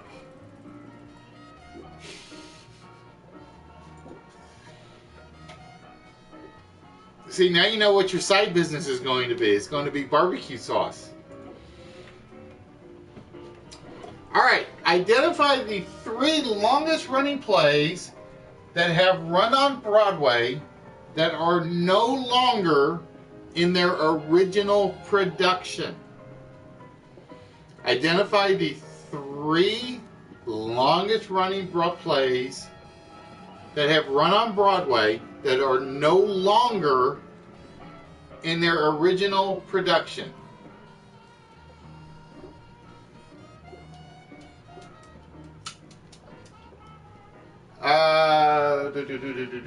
Nope.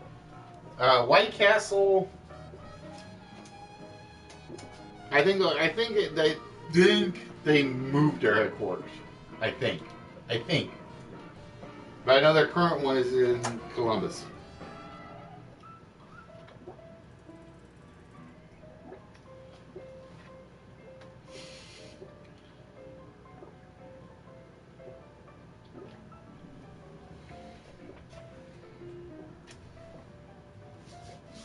Lady Dova says Phantom of the Opera. So we're looking for an answer from Turtle and HBK.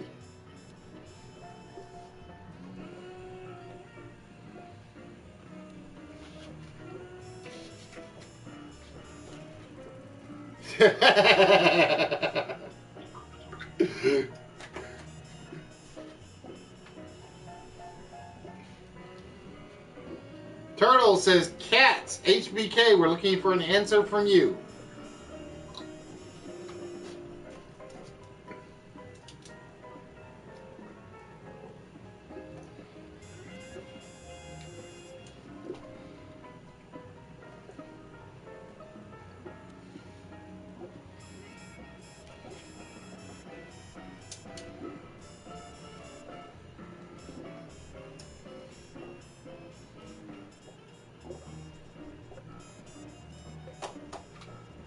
And again, guys, for those of you that don't know, like I said, I gave out the shirt. If I can't get a response from Portline, because he's basically a YouTube subscriber, the shirt will go back in the drawing next Tuesday, so he'll basically have 3 days to respond. And I may get some more made and shipped out and that sort of thing. I'll probably do that anyway at some point. The next drawing for a shirt, I don't know when I'm going to do it. We shall see. But ladies and gentlemen, before I forget, because I've been having so much fun, I got people in here chit-chatting. Do not forget, next Saturday, we're going to start at 7 o'clock. It is basically pick your prize night. If you win a game from any of the items that are still in the catalog on the Facebook page, which is right here.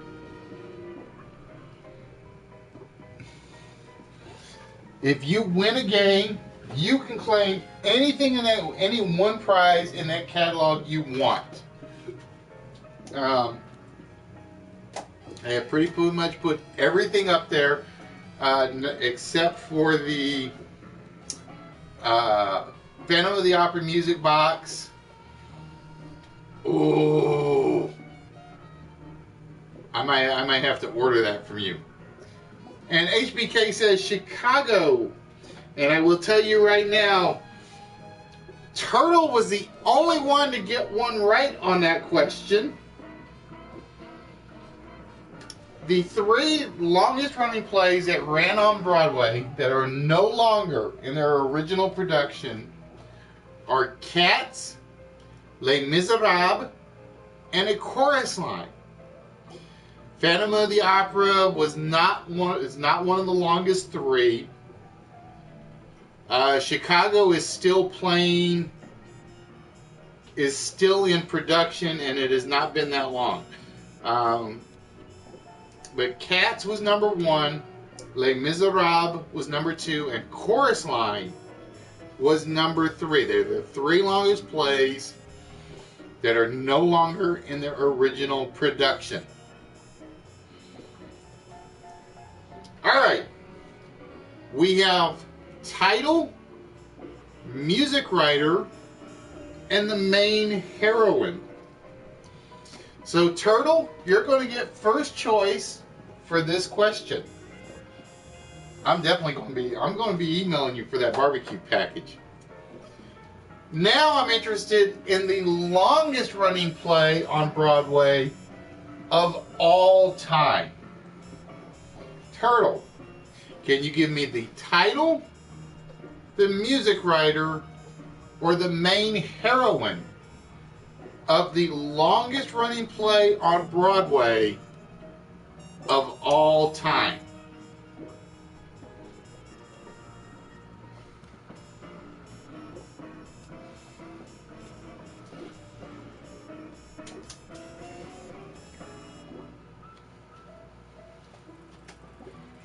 So Turtle, you'll have first choice. Lady Doba will have second choice. HBK will have third choice.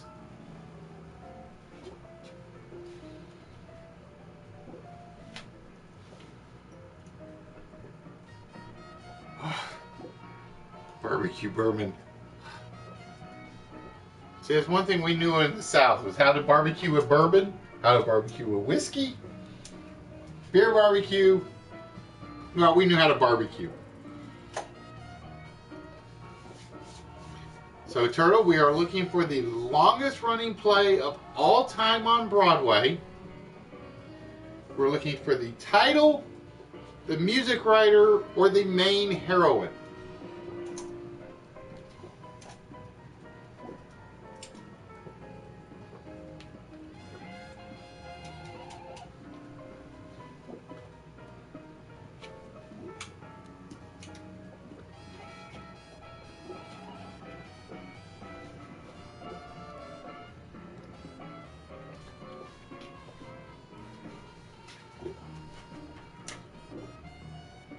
You guys are going to have to forgive me when I jump in front of the camera for a second.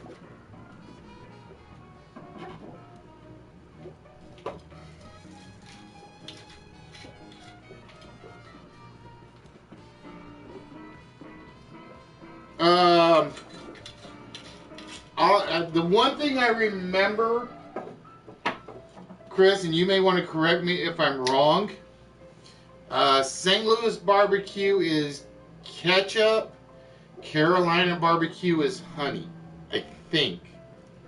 I think those were the two big differences. Alright, Turtle, you are correct. The longest running play of Broadway of all time is indeed Phantom of the Opera. Lady Doba, that means I either need the music writer or the main heroine. I can't remember if it's ketchup for St. Louis and honey for Carolina, or if it's mustard. I'm trying to remember what the difference is.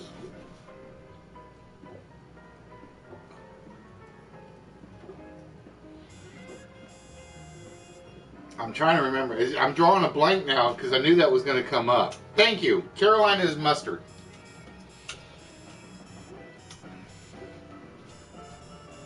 I was thinking honey for some reason. I don't know why. See, vinegar is not a Carolina thing. As much as they claim it is,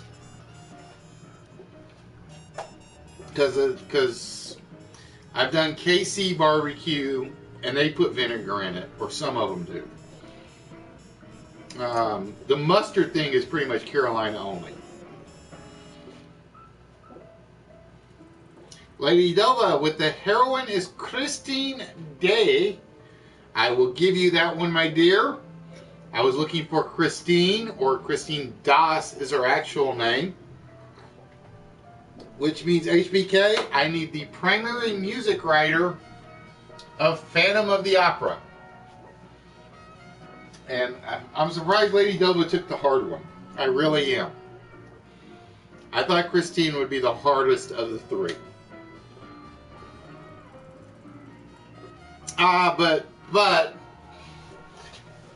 I forgot when I showed that off.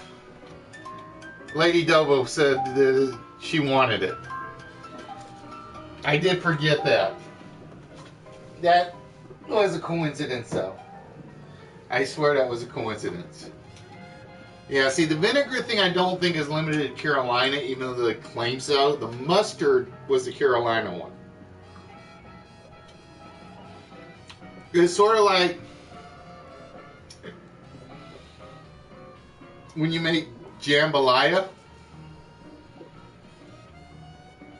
because up here in St. Louis where they try to make jambalaya, they put a ton of tomato paste in.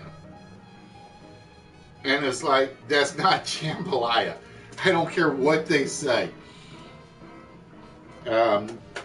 We were at the tailgating over at Edwards Jones Dome, and they wanted us to try it to see what we thought, and we tasted it, and it was basically tomato sauce with some rice in it. That's more Spanish rice than jambalaya. Charles Hart. No, it is not Charles Hart. It is actually Andrew Lloyd Webber. Andrew Lloyd Webber is the primary music writer for Phantom of the Opera.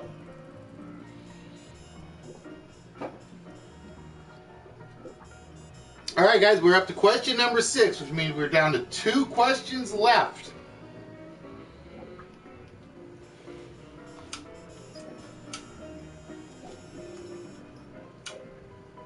Tetra, ooh, alright.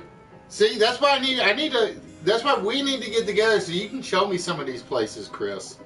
That's what I'm saying, man.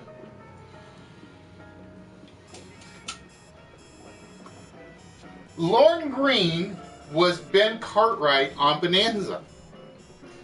But can you name the first name of it? It jumped a question. Damn it. Hold on. Well, we're going to see what happens. This may be the last question, because I think it jumped question 6. Hey, Be Fresh, how are we doing tonight? Lorne Greene was Ben Cartwright on Bonanza. But can you give me the first names of Ben's sons? And I don't want the nicknames. I want their actual character names.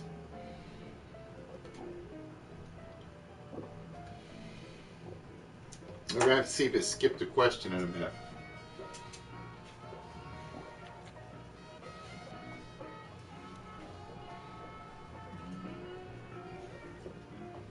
I used to be good at Cajun cooking. I haven't done it in so long.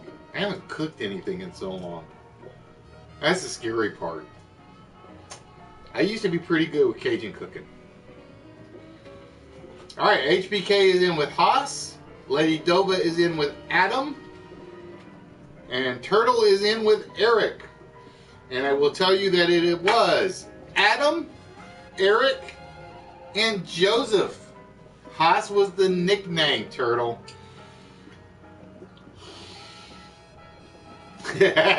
I'll tell you. Alright, so Lady Dova will have first choice. Turtle will have second. And HBK jumped in there with the bad nickname one. And we have his alter ego, his car's nickname, and radio show theme song. I knew where he was going though, Chris. I did know where he was going with that. And we're going to talk about a little green.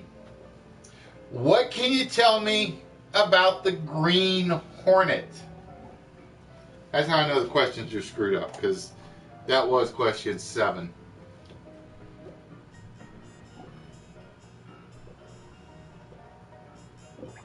They've never had crawfish etouffee.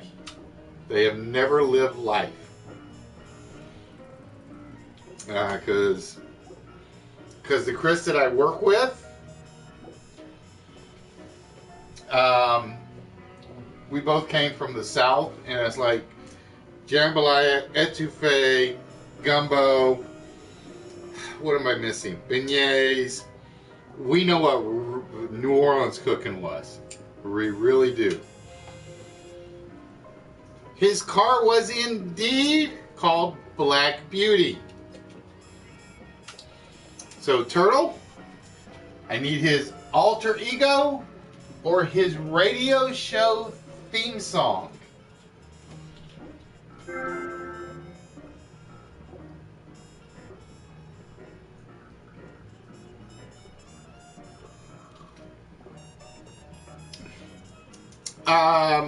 HBK, give it about 30 seconds. If you type in too fast, it does lock you out.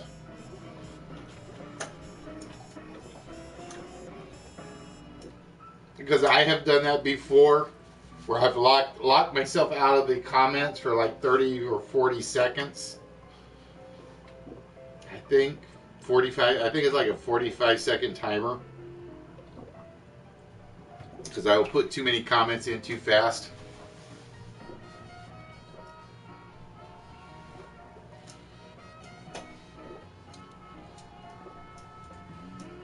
So Turtle, we're looking for his alter ego or his radio show theme song.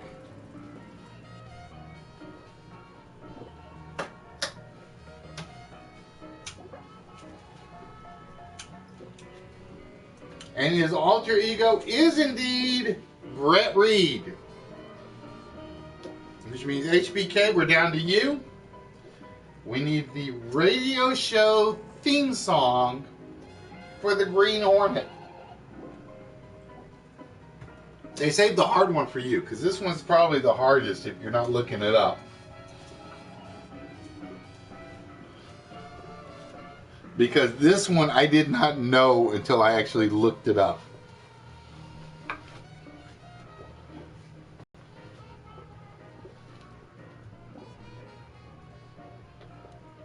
Nope, it's actually Brett Reed. And I'm a little more forgiving on spelling when we're not doing anagram games or word games, just to let you know.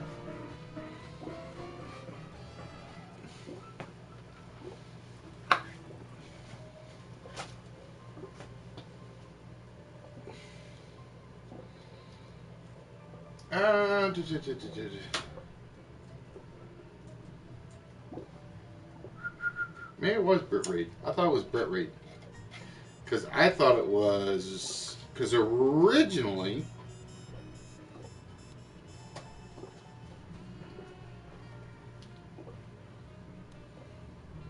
Alright, we're going to Fatalities Monday.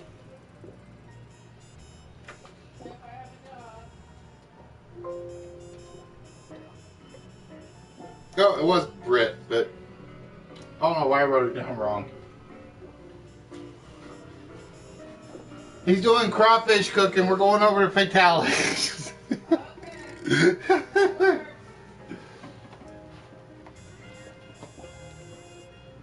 What's he using for the seasoning? Bubbles wants to know what you're using for the seasoning, fatality.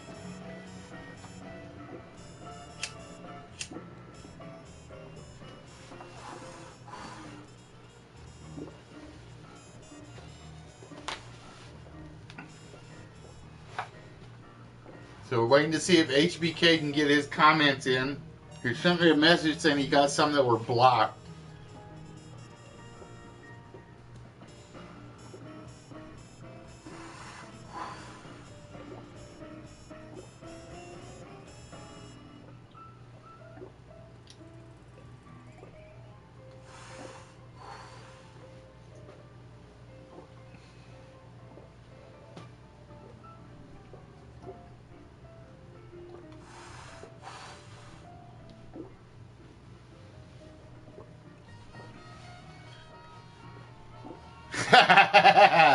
Fatality seasonings.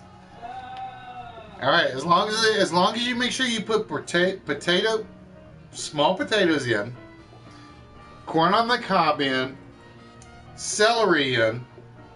What am I missing? I know those are the three you have to have. Onions. Thank you. That was the fourth one.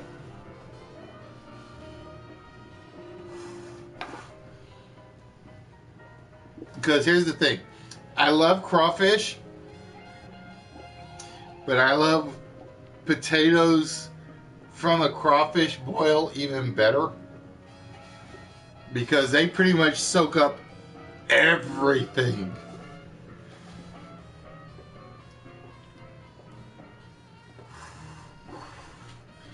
It's like if you put a spice in a crawfish boil, the first thing I'm going for are the potatoes, because I'm getting every spice that's out there. Every spice you put in, those potatoes get a piece of.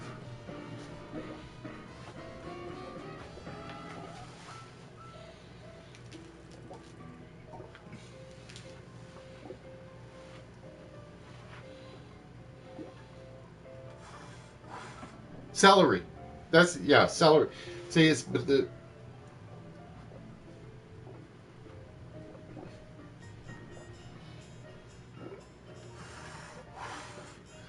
because it's like the first thing I go for is I go for the crawfish, I go for the potatoes, then I go for the celery.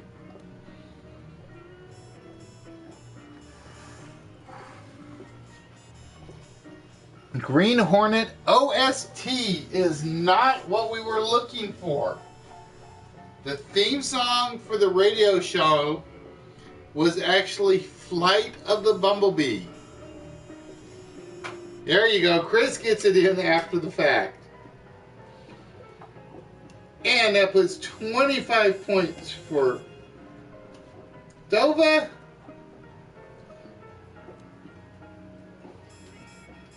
And Turtle. All right, let's see. Yep, I had the questions out of order. I need the 3 countries where the hottest chili peppers, according to the, I'm trying to remember the name of the scale because I didn't write it down. Scarlet scale? That's not it. That's not it. That's not it. I need the countries where the 3 hottest chili peppers were grown. Bay leaves, yes. Lemons, I'm not a lemon guy. I'm not a lemon guy. Thank you. The Scally scale. I couldn't remember it. And I will tell you right now, one of these is like brand new.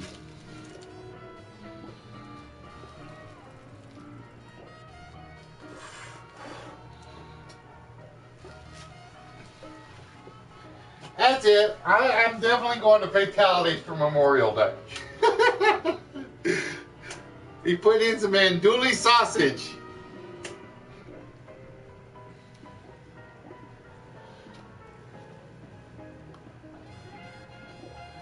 The Green Hornet has a famous grand uncle. I'm trying to remember. Who was his grand uncle? I'm trying to remember. Now you got me thinking. Who was his grand uncle? I'm trying to remember the radio because I used to have the radio show on tape.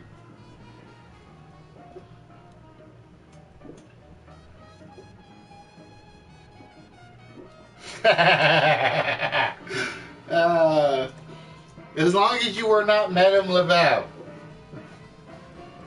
As long as you were not Madame Ledoux.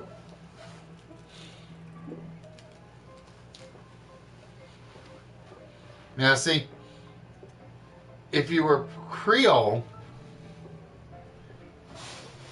Lady Dova says the United States.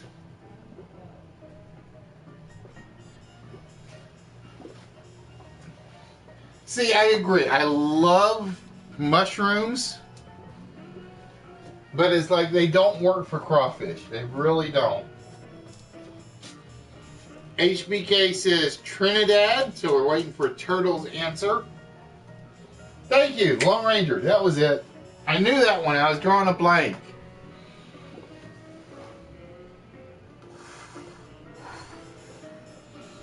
I was drawing a blank. I should have known that one.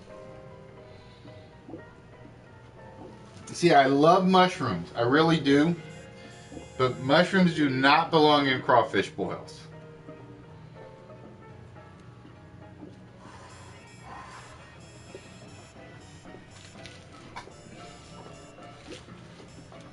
And it shames me to say that because like I said, my pizzas have to have mushrooms on them.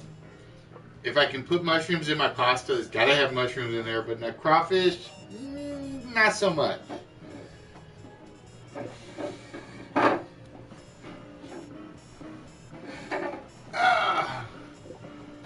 I haven't seen one from Turtle yet. UK from Turtle. And I will tell you right now, Lady Dova is the only one to score on that one.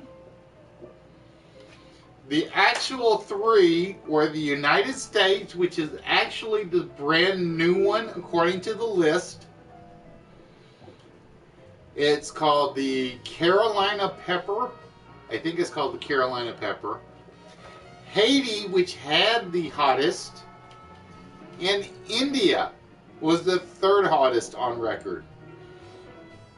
It was originally Haiti, India, and the UK. And then the US bumped the UK one out.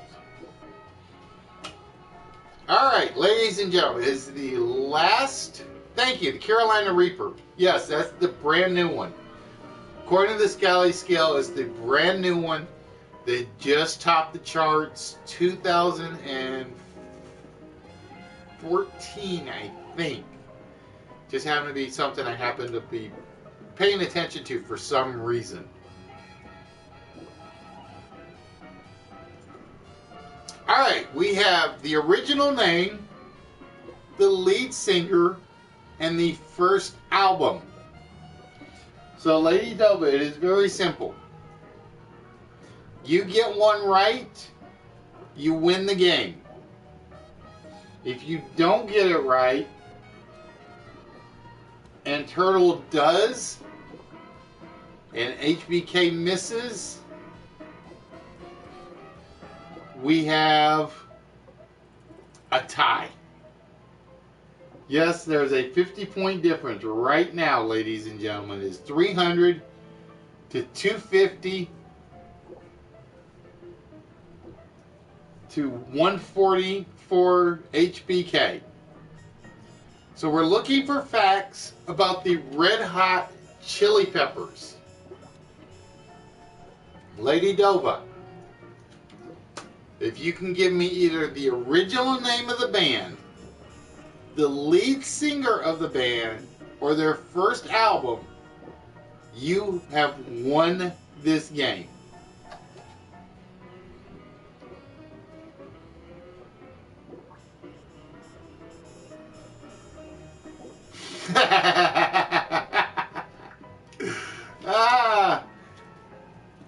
Are you participating in UWSP trivia? Nah, not my thing.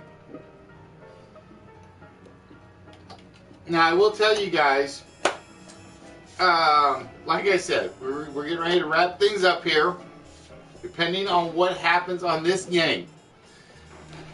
Lady Dova, we're looking for the original name of the band for the Red Hot Chili Peppers. We're looking for the lead singer, or we are looking for their first album. Lady Dova says the lead singer for the Red Hot Chili Peppers is Anthony Kiedis. And indeed, Anthony Kiedis is the lead singer for the Red Hot Chili Peppers, which means no matter what, Lady Dova has won this game. It was a lot. It was very, very, very close. It bounced back and forth for a while. Lady Dova had the lead by no more than 10 up until the last couple of questions, and then she got one breakaway question that put her out in front. So, Lady Dova, congratulations. You are the winner of the split-second test game. It runs a little longer than I thought it would, but I can live with that. I really can. So, let's see. Oh! Bonus round! Vault time for Lady Dova.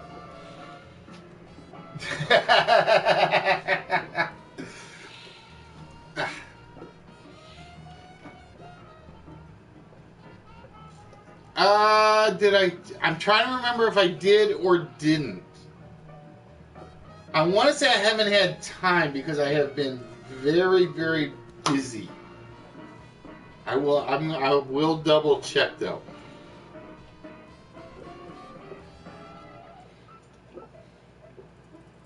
Okay. I had to remember what this is.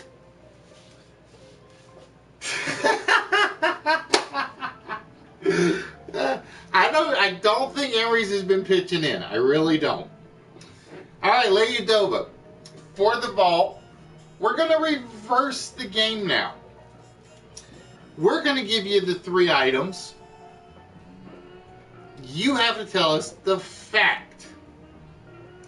If you guess wrong, the correct answer will be removed from the board, and you're not going to be able to guess at it anymore. You can pass, but we will come back to it. Right now, I think the time limit is at 2:30. We're going to see. But basically what's going to be is I'm going to give you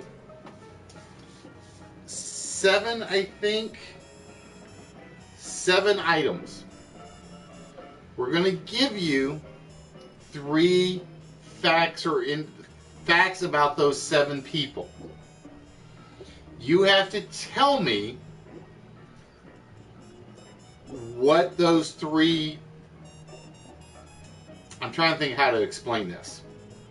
Which one of these 7 items those 3 facts or people or persons or places relate to. Okay?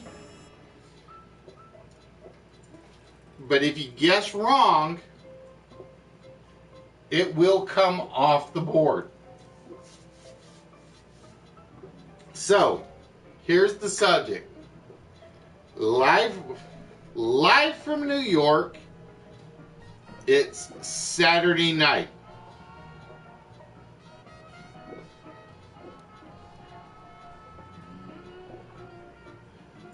Alright, here are... Oh, let me fix the colors. I forgot about the color issue.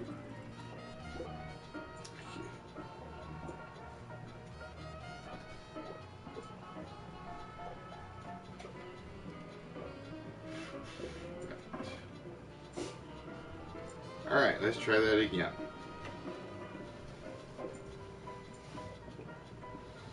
All right. These are 7 people that have been on Saturday Night Live. Kevin Nealon, Chris Farley, Mike Myers, Will Forte, John Lovitz, Will Ferrell, Kenan Thompson. These are 7 actors that have been on Saturday Night Live.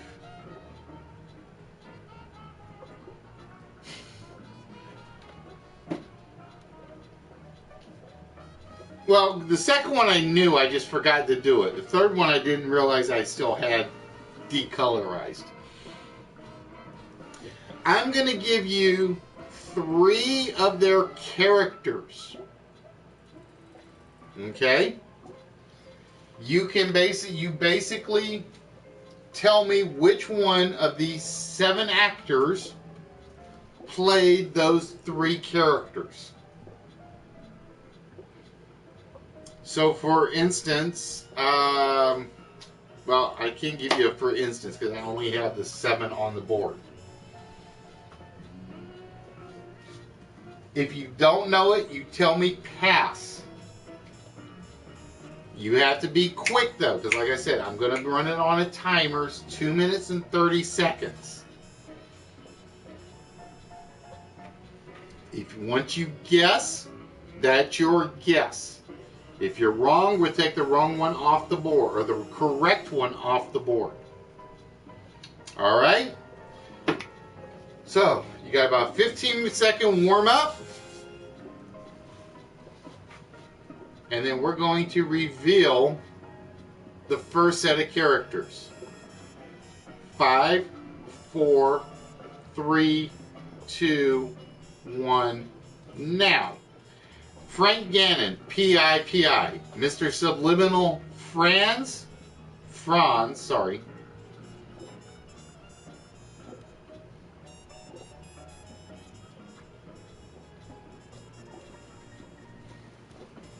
This is the part because I had to get used to the timing.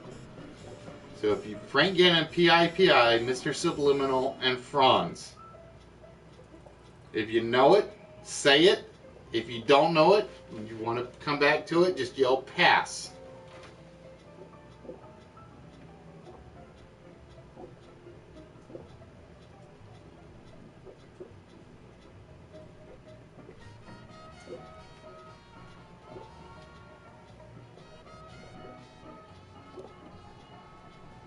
Frank Gannon, P.I., Mr. Subliminal, and Franz.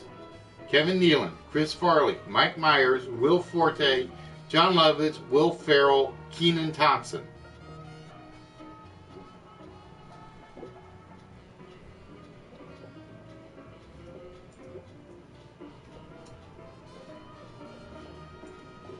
It is indeed Kevin Nealon, Linda Richmond, Wayne Campbell, Dieter, Chris Farley, Mike Myers, Will Forte, John Lovitz,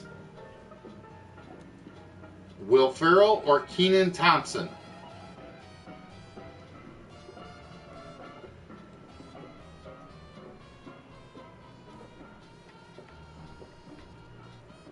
Mike Myers.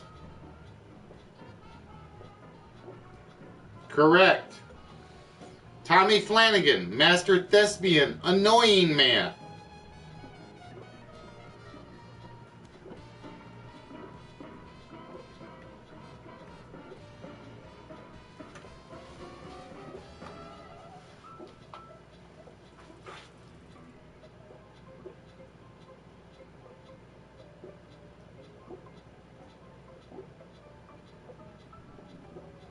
Like I said, we're going to work on the timing because we're already at a minute. John Lovitz. Correct. Tim Calhoun, the Falconer, MacGruber.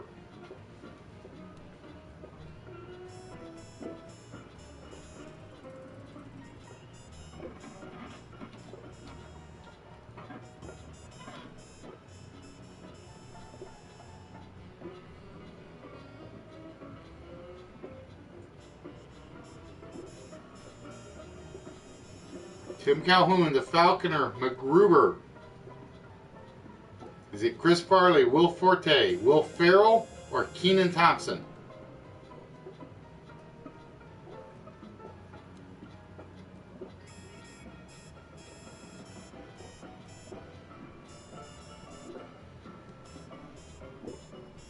Will Forte is correct. John K. Jean, DeAndre Cole, DJ Dynasty Handbag. Chris Farley, Will Ferrell, Kenan Thompson.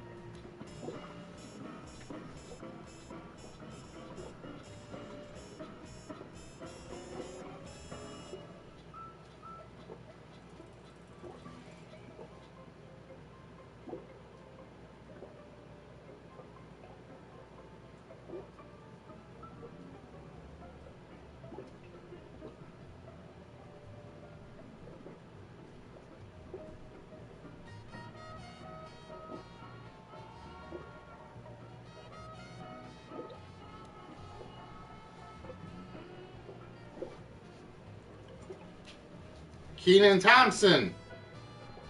Correct. Matt Foley, Todd O'Connor, and Bennett Brower. Chris Farley or Will Ferrell?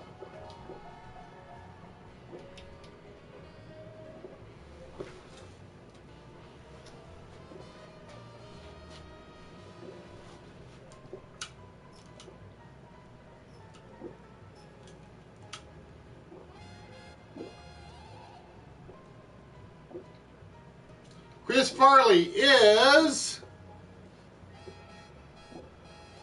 correct. That means Lady Dova has made the queen clean sweep. We had Craig Buchanan, David Leary, and Marty Culp is indeed Will Ferrell. Very nicely done, Lady Dova. I definitely have to work on the timing on that because that was about 3.5 minutes, give or take. And my PC is not happy. This is why I hate power outage. Because that PC is dying. Very nicely done, my dear. But that is how split second is going to work. As you guys can see, it's a little bit longer of a game.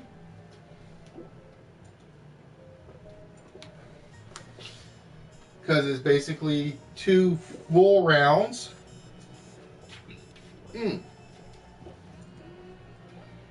And I have one already set up for next week, just to let you guys know. I just have to get in there and make some changes to it. Fix the colors and so on and so forth.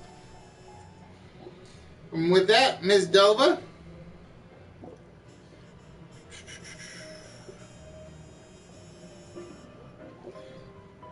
oh, I closed the vault, didn't I? Why did I close the vault? That means, my dear, we are taking 4 numbers off the vault for you.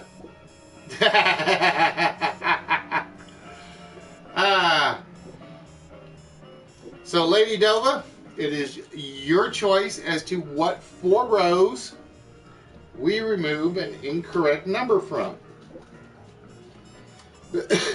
But yeah, that was actually very, very close of a game until 2 questions left. And then she kind of ran away. She ran away with the 1. All right, we're removing 1 from all 4.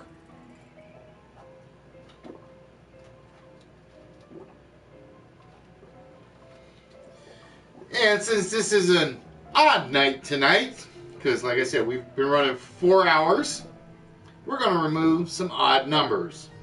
We're going to remove the 3, the 3, the 3, and the 3. I didn't say that they were going to be different odd numbers. I just said they were going to be odd numbers. Lady Dova, my dear, what is the 4-digit combination to our vault tonight?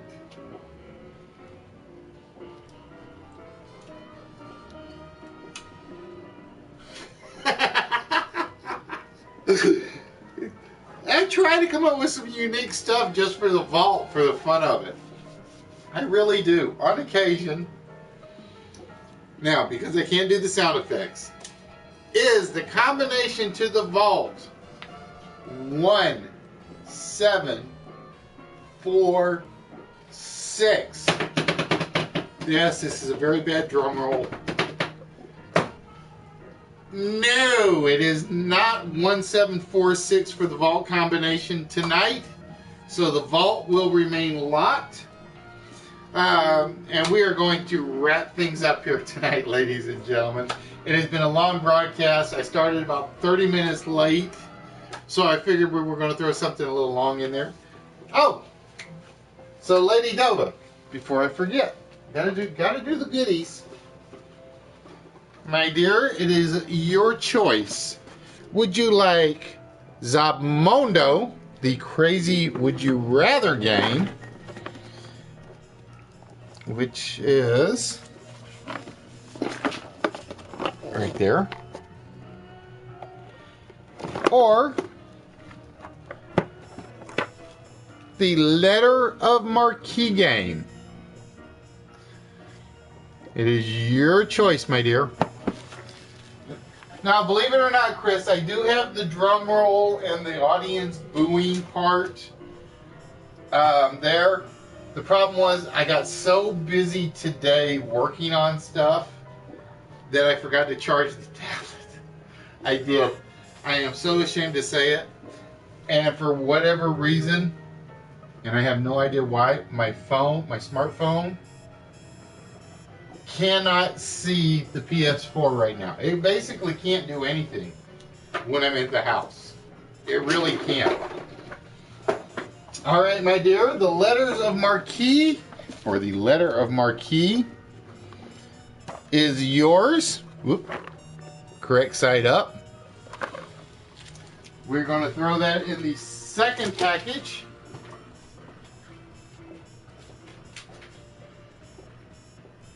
With the Shooting Star car for Emery's. Ladies and gentlemen, like I said, I have 9 of the 10 items, 9 of the 10 packages boxed up. The only one I don't have boxed up is Night, because again, I think he sent me an email to the wrong location. Hopefully. Whew. But ladies and gentlemen, I want to thank you guys for putting up with me for 4 hours tonight with the late start and the late ending. Yeah, I got work to do tomorrow night as well, unfortunately. Boo, yes, boo, hiss. We will be back Tuesday night with the list. And then, ladies and gentlemen, next Saturday, pick your prize night. I don't know, like I said, I don't know how long the show is going to run. I'm going to run as long as I can, as long as I can get different players participating. We're going to give away, hopefully, at least 10 of these items. That's what I'm hoping for. I'm not going to guarantee it. But like I said, we gave away 2 in 4 hours. We'll be doing one list with prizes next Saturday. And a lot of goodies. But ladies and gentlemen, I want to thank you guys for being here. It's been a lot of fun. You guys helped me wind down a rough week. But what more is there to say? It's like, what could I do without you guys? I really say that. No, we're not going 24 hours tonight. Saturday we may. I don't know. Saturday we may. I just honestly don't know, because like I said, I really want to give away a lot of this stuff. And that's the goal. So ladies and gentlemen, with that, we're going to wrap things up. We're going to wish you guys a good night. And we will see you guys on Tuesday. Until then, ladies and gentlemen, have fun and always enjoy yourselves. Text to speech unavailable here.